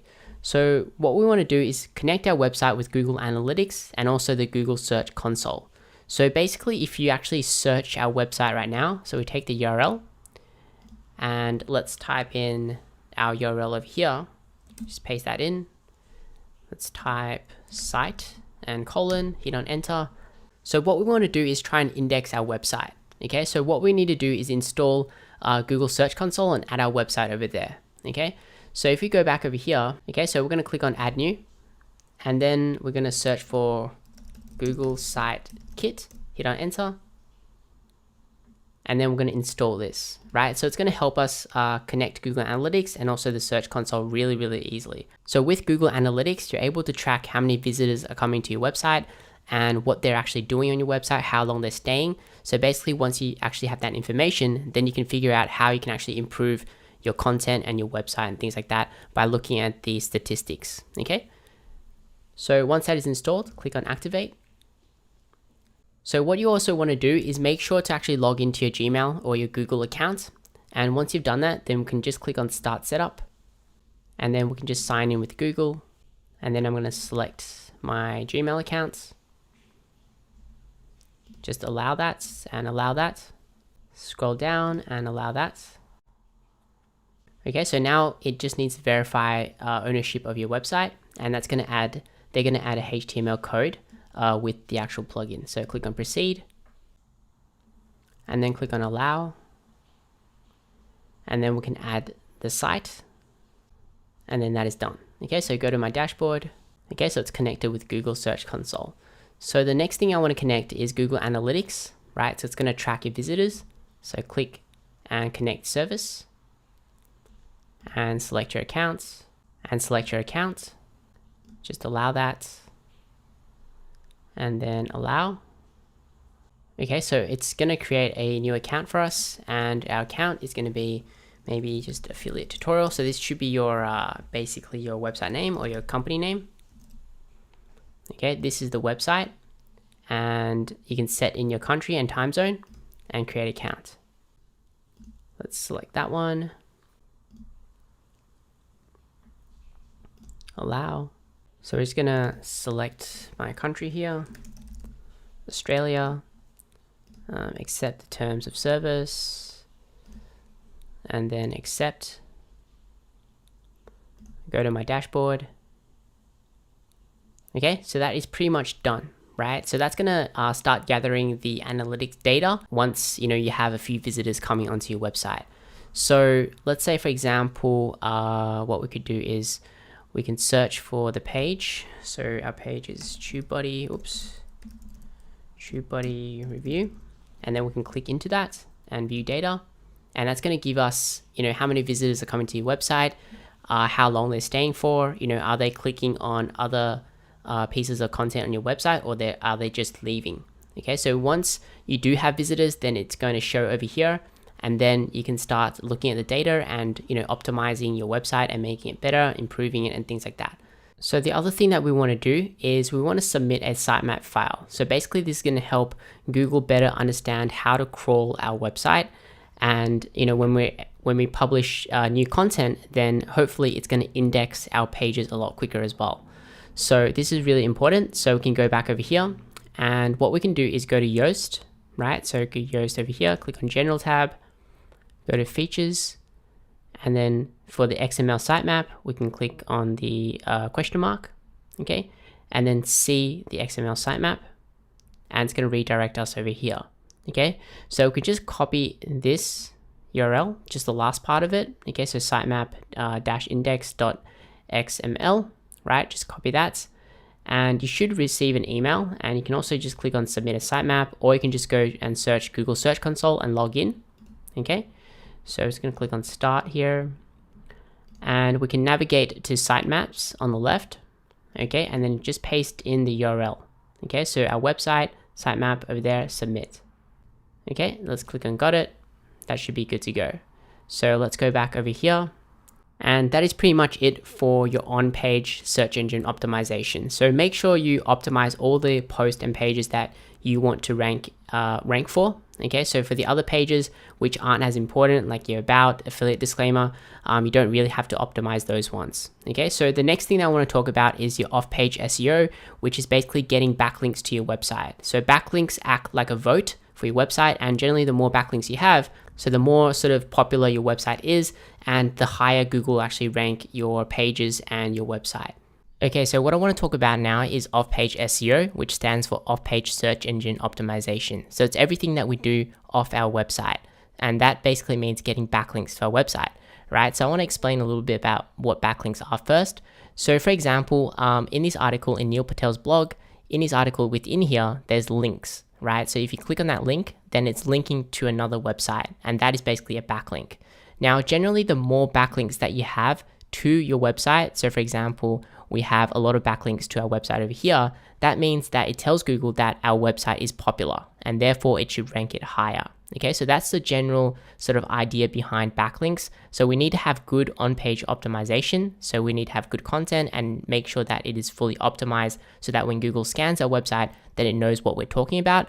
Then it needs some backlinks to tell Google that, okay, our website is more popular than other websites. So it's also really important to note that not all backlinks are created equal, and each backlink have sort of different weights to them and how much they're actually worth and how much they'll actually increase your ranking by, right? So one of the factors is the sort of domain authority of a website. So if you were to actually get a link from Neil Patel's blog, which is a very, very authoritative website with a lot of trust, and it also has a lot of traffic as well, then it's going to be worth a lot more than if you were to get a link from a less established website. And another factor is the location of the link.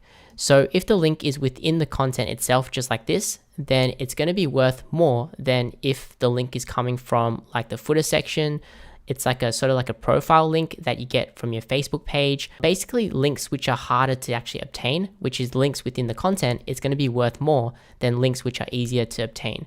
So for example, if you were to get a link from maybe like a blog comment, then it's going to be worth less. Okay. So that's really, really important to note, as well as the relevance of the blog that you're actually getting the link from. So if you were sort of a blog talking about YouTube and YouTube marketing and how to make money on YouTube, and you're getting a link from maybe a blog that talks about dogs, it's not going to be worth as much. And there's also two different types of links as well. So there is the do follow link and also the no follow link. So basically the main difference is that the do follow link will actually pass that link juice, that voting power to your website to increase your ranking directly, right? Whereas a no follow link, it doesn't pass that link juice. So Google actually implemented this years and years ago, back when a lot of people were actually doing sort of blog commenting and spamming blogs with their links.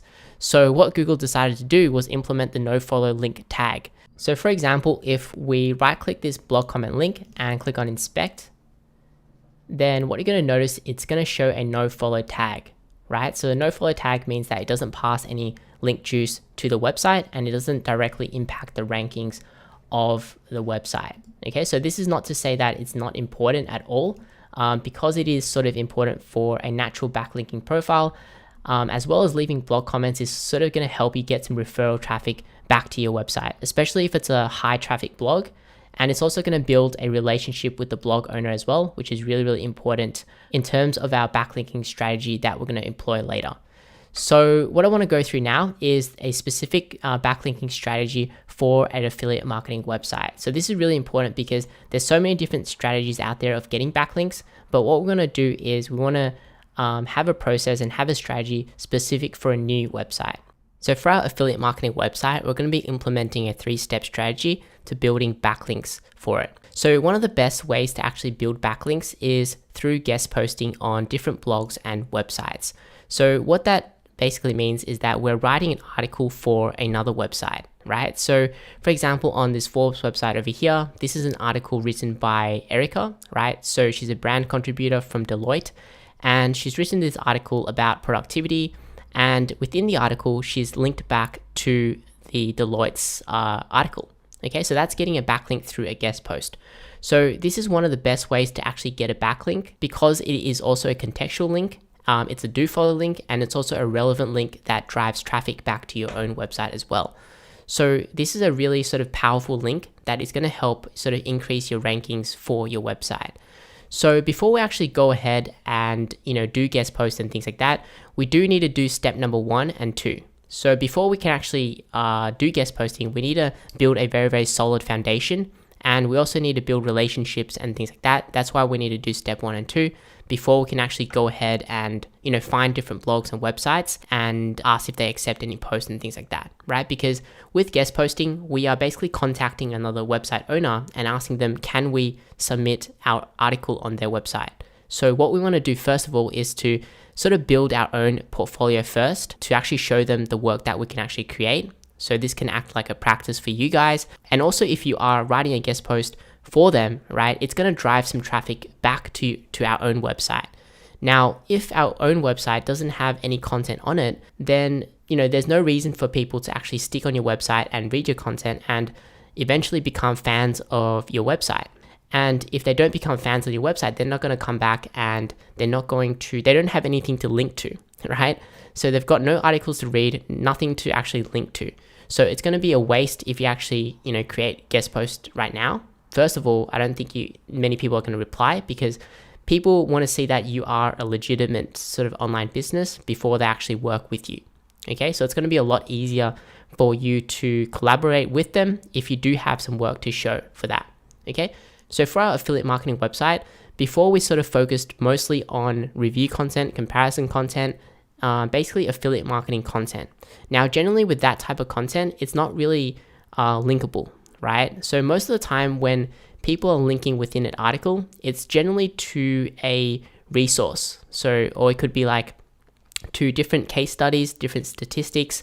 It could be to show people how to do something. It could be different case studies and things like that, So what we want to do first of all is to create sort of informational content which is worth linking to, and also the informational content that sort of helps people, right? Because when you actually help people, it's going to sort of help you build an audience as well, and it gives a reason for people to come back. For example, for my website, which is talking about helping people how to start a YouTube channel, how to make money on YouTube, then I would also create content, for example, like how to get more views on YouTube, 7 easy hacks, or I could do like how much do YouTubers earn.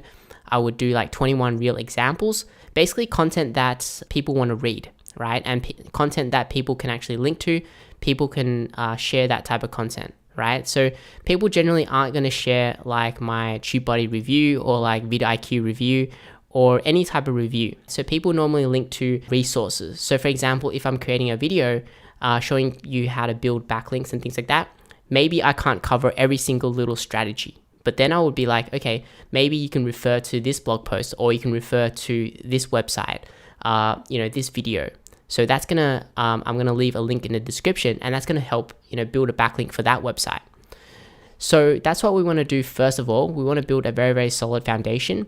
So you wanna build at least, write at least, 5 informational blog posts, which are in-depth and also well-researched, as well as finish off with your review and comparison content. So that's gonna take you a few weeks to actually complete that. But it's also very, very important, right? Because you need a portfolio to show people that you can do great work, and then it's going to increase your chances that you're able to actually guest post for these websites. Okay, so step number 2, branding and engagement. So this is also a really important step. So what you want to do here is that you can actually create relevant Web 2.0 profile links. So for example, that is like your Facebook pages.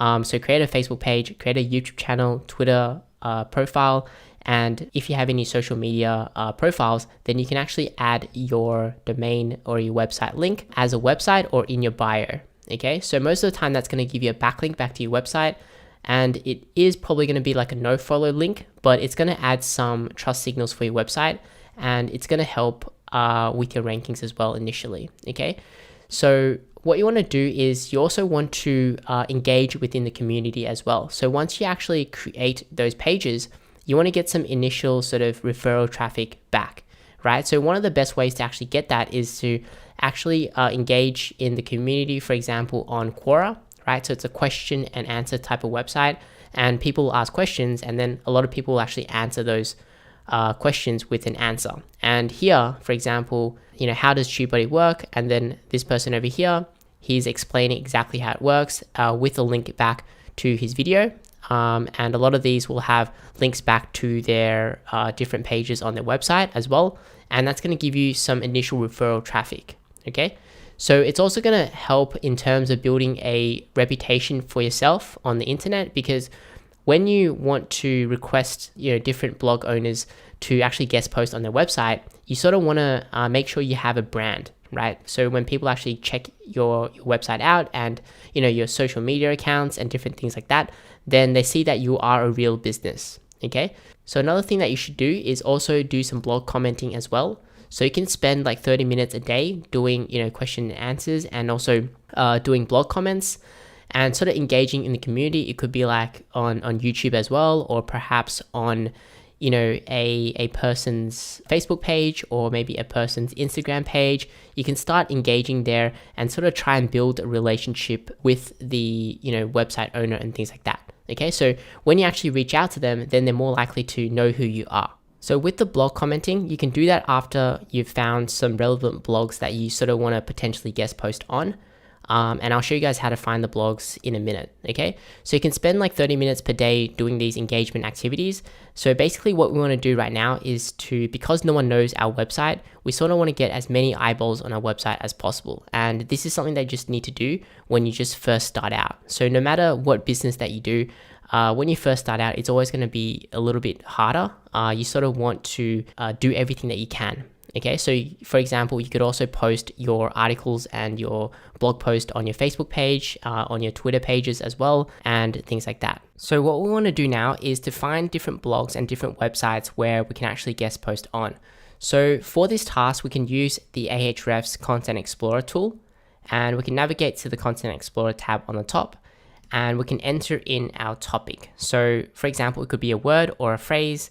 For example, let's say for our website, we're going to do how to make money on YouTube, okay, and then do a search. So over here, we can scroll down and we can see the different search results for that key phrase. So what we're going to do is we're going to click on the 1 page per domain because there's 26,000 pages and we just need the domain. We don't really need the duplicate and the same pages from that domain as well.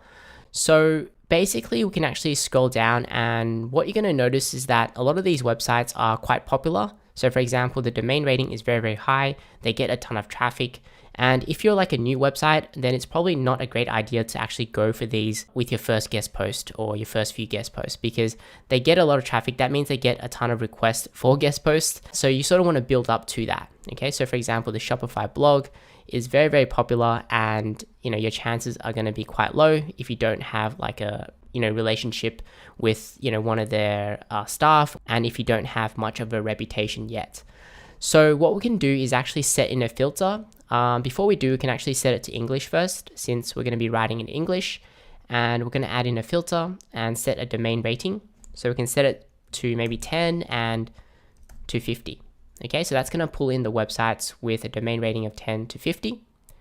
So what we could do is start sort of browsing through the different websites to see if we actually want to submit our guest post on there, because not every website we can actually do it, because maybe it's not relevant, maybe it's a bit old, maybe it's just not a website that you want to guest post on. So what we could do is just click on the different results like that, and let's click through.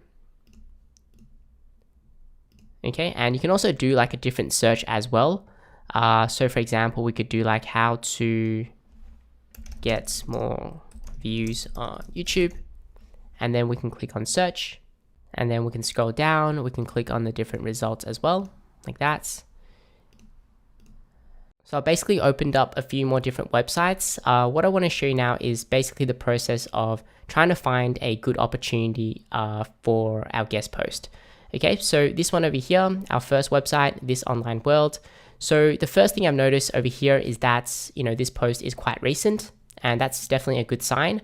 Then the next thing that you want to look at is, is the content on the website sort of something that you can produce, something that is relevant to your own niche, and also does the actual blog accept, guest posts on their website. Okay, so you can look through that.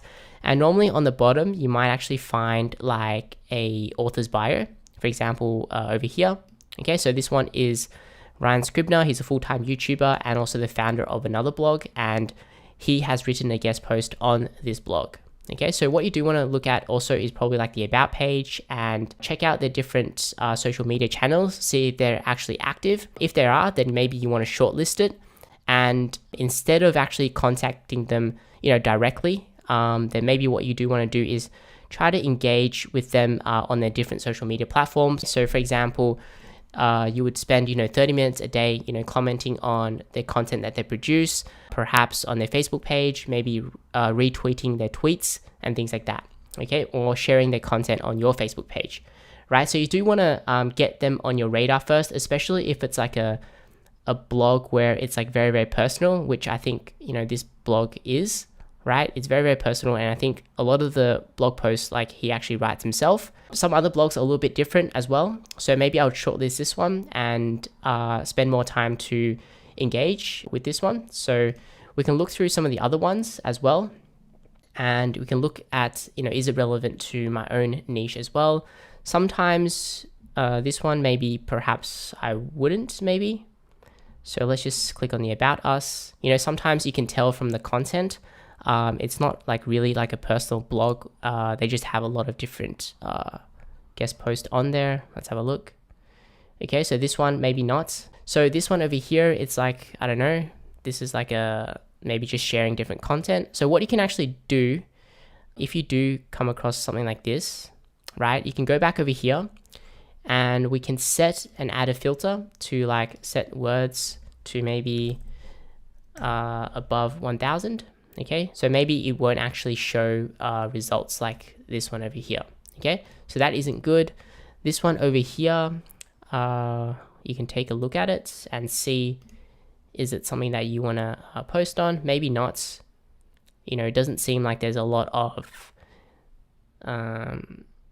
traffic, a lot of followers following this blog.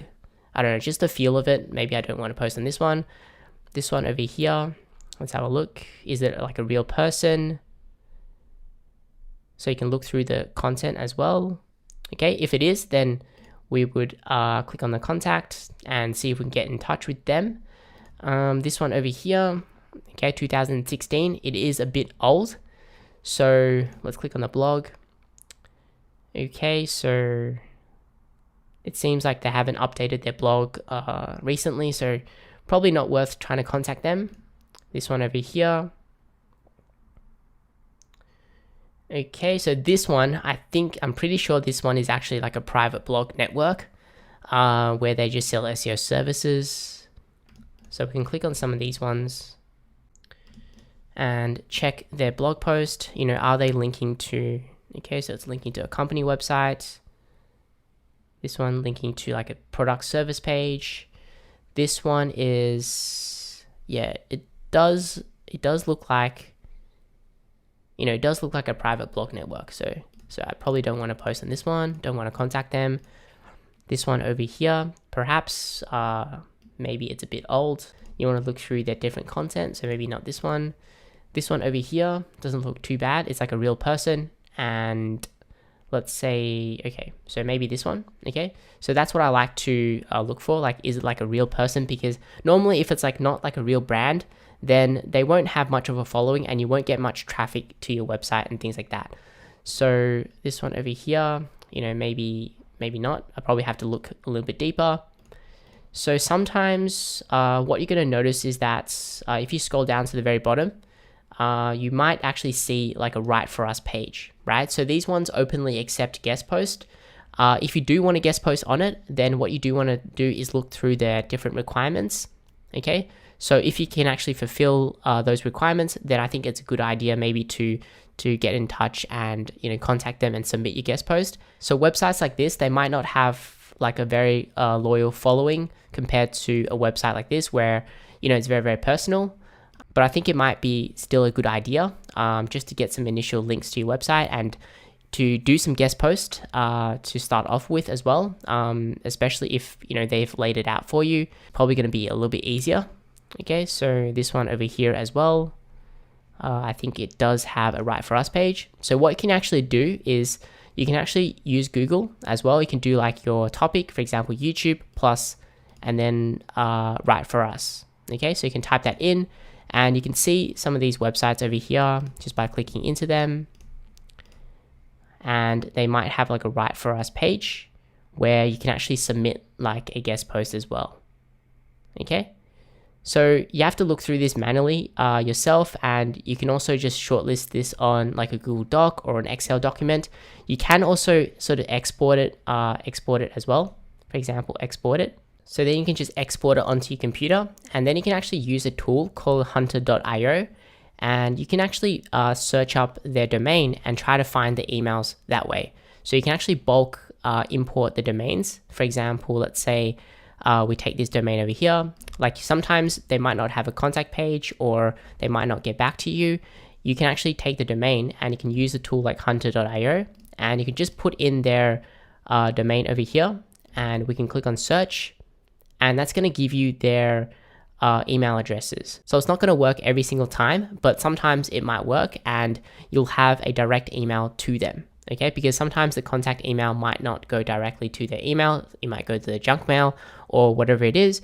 But if you're able to actually contact them, for example, maybe their personal assistant, then it might actually be quite effective in your outreach campaign. Okay, so I think personally, probably doing it manually is probably the best solution. It is a bit tedious, but you get to sort of look through each website and sort of manually filter it rather than just export it in bulk. So that is pretty much it in terms of actually finding different opportunities where you can actually guest post. So the next thing that I want to talk about is how to actually email them, right? So I'm going to give you guys a very, very simple template that you can use as a sample, right? So you could do like, hey John, big fan of your work, especially X, Y, and Z post. I'm Hogan from hoganchua.com. I've written for, and then maybe you can provide a few examples. You don't want to provide too many.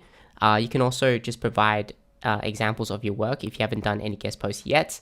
And then you could say, I was wondering if you accept any guest post. If you do, let me know because I'd love to write for your blog, right? So very, very simple. And then you can include a few different ideas that would work really well for their blog. Okay, so what I recommend is making sure that you have done your research on, seeing what blog posts work well on their blog.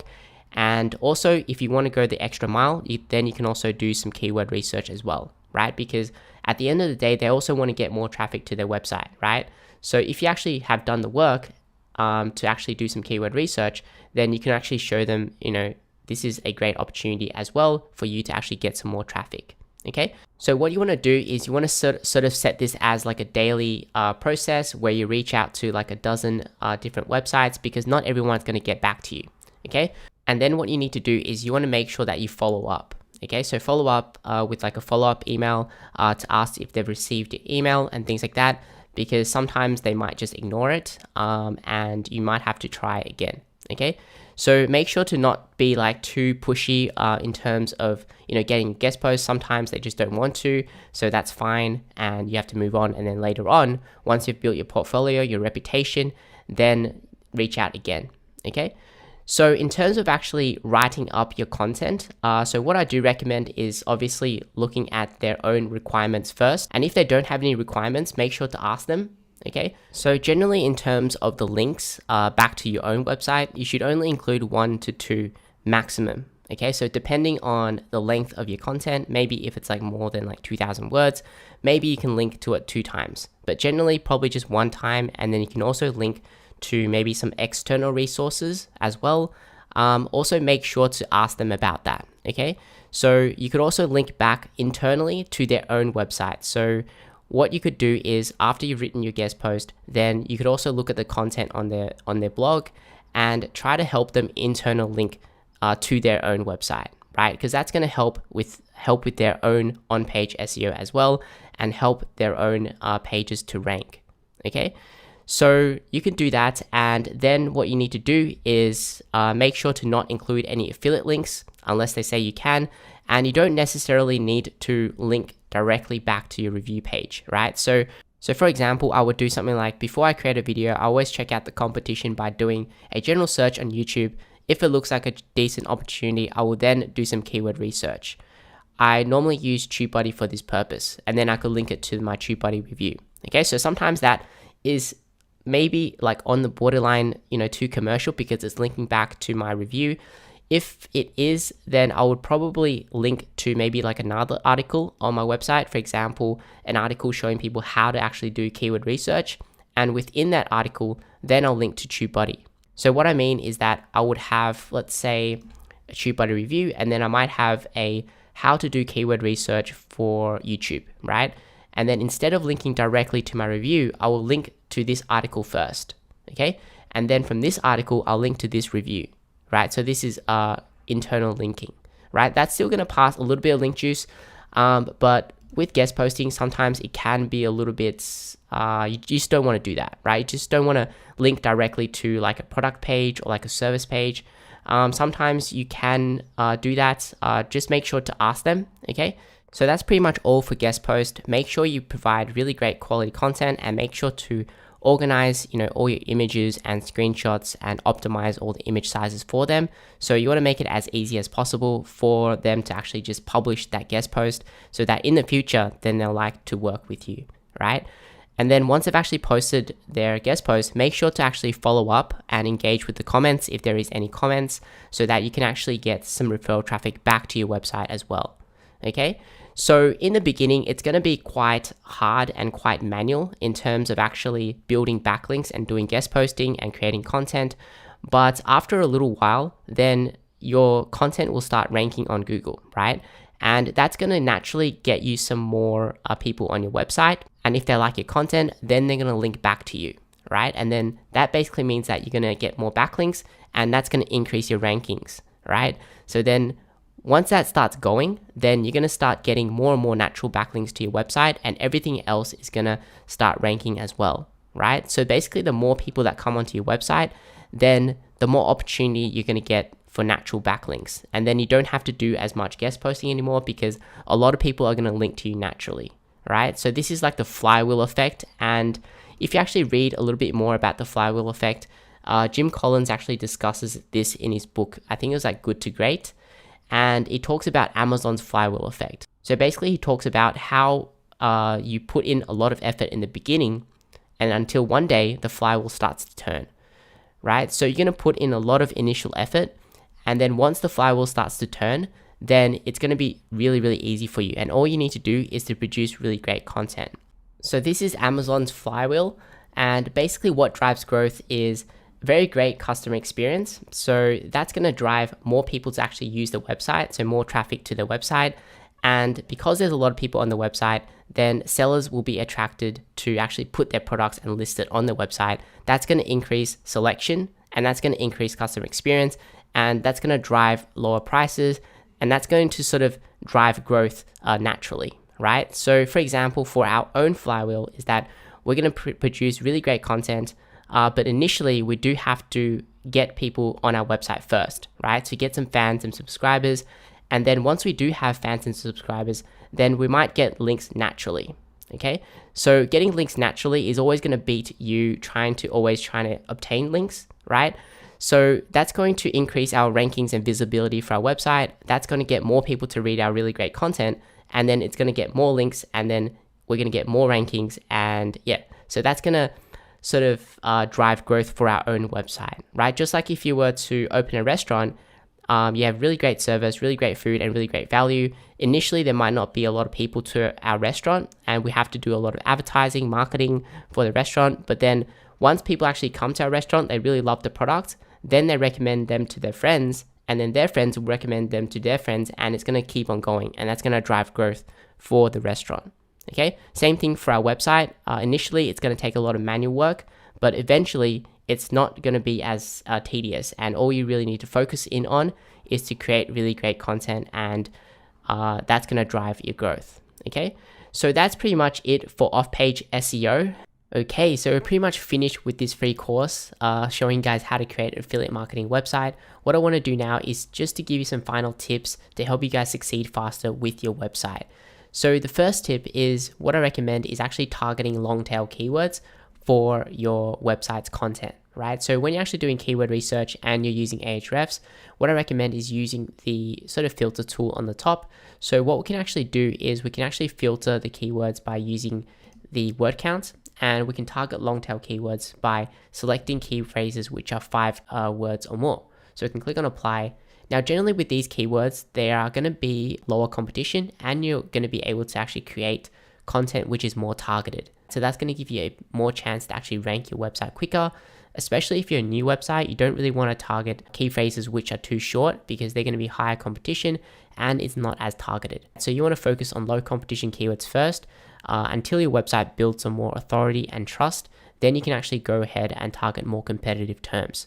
Make sure to get a few sales first, and then you can really, once you actually believe you can actually get results, then you're going to take more action, then you're going to get even more results. So you can also set the volume over here to maybe up to 1,000 and click on apply. And you can also set the keyword difficulty to maybe up to 30, right? So go for low competition first, then aim higher later. So tip number 2 is to be early. So when you're actually choosing a niche, I highly recommend choosing a niche that you are very interested in, because if you're interested in a niche, then when a new product comes out, generally you'll know about it, right? Then you're able to actually create content earlier than everyone else. That means that your website is going to rank a lot easier because there's going to be no competition at all. So that's really, really important. I think within sort of anything that you do in business, if you're early, then you're always going to have this early movers advantage, right? That's going to be the same thing for an affiliate marketing website. So for example, you could do like, maybe old product versus the new version of product. Should you actually upgrade, right? So that's a very, very targeted key phrase that you can actually use when you're actually doing new product reviews and things like that.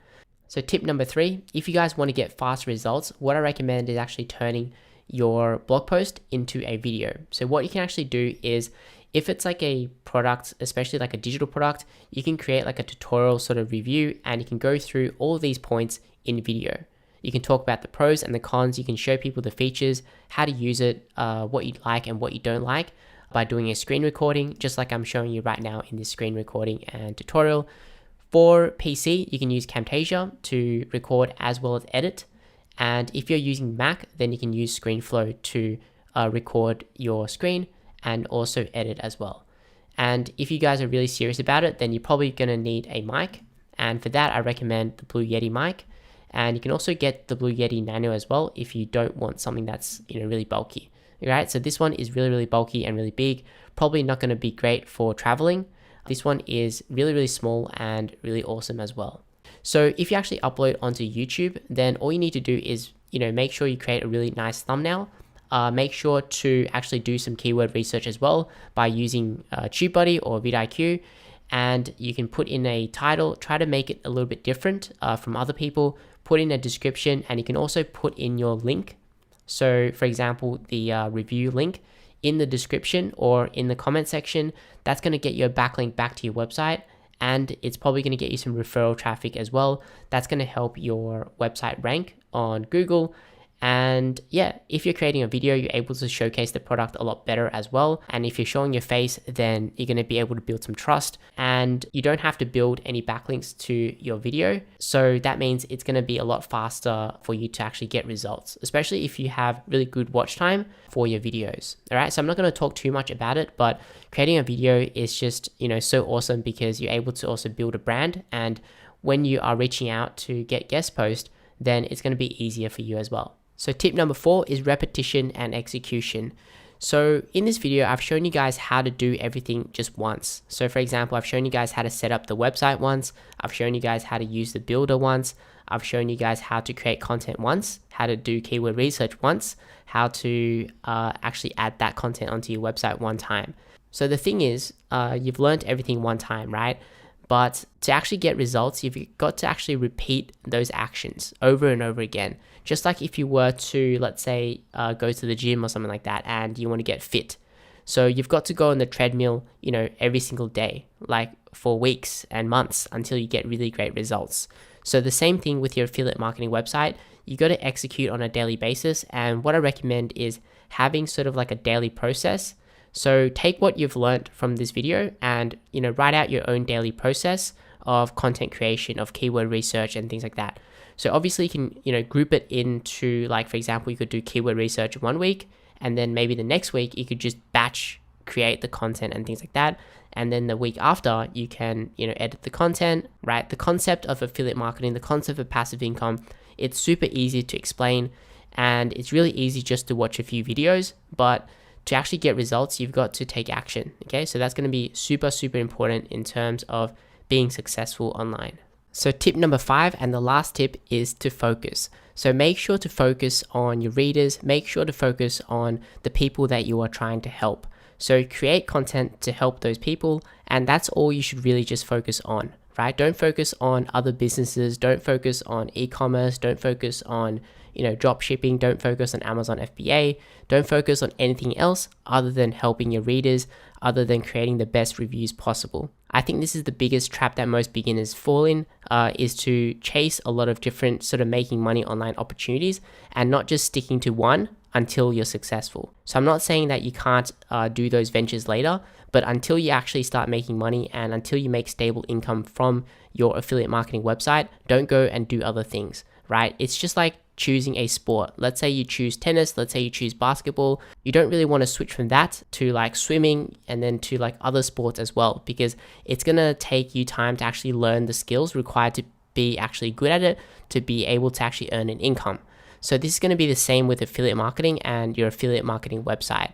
So yeah, so make sure to focus and don't get distracted by, what is hot and what is trending at the moment. Focus on your readers and your customers.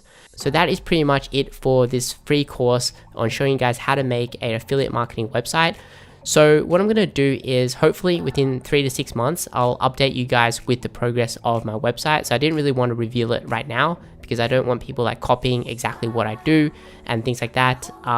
So yeah, so if you have any questions, drop it in the comment section down below. So hopefully I can create a few more videos to show you how to add in a few more things to sort of fully customize your affiliate marketing website.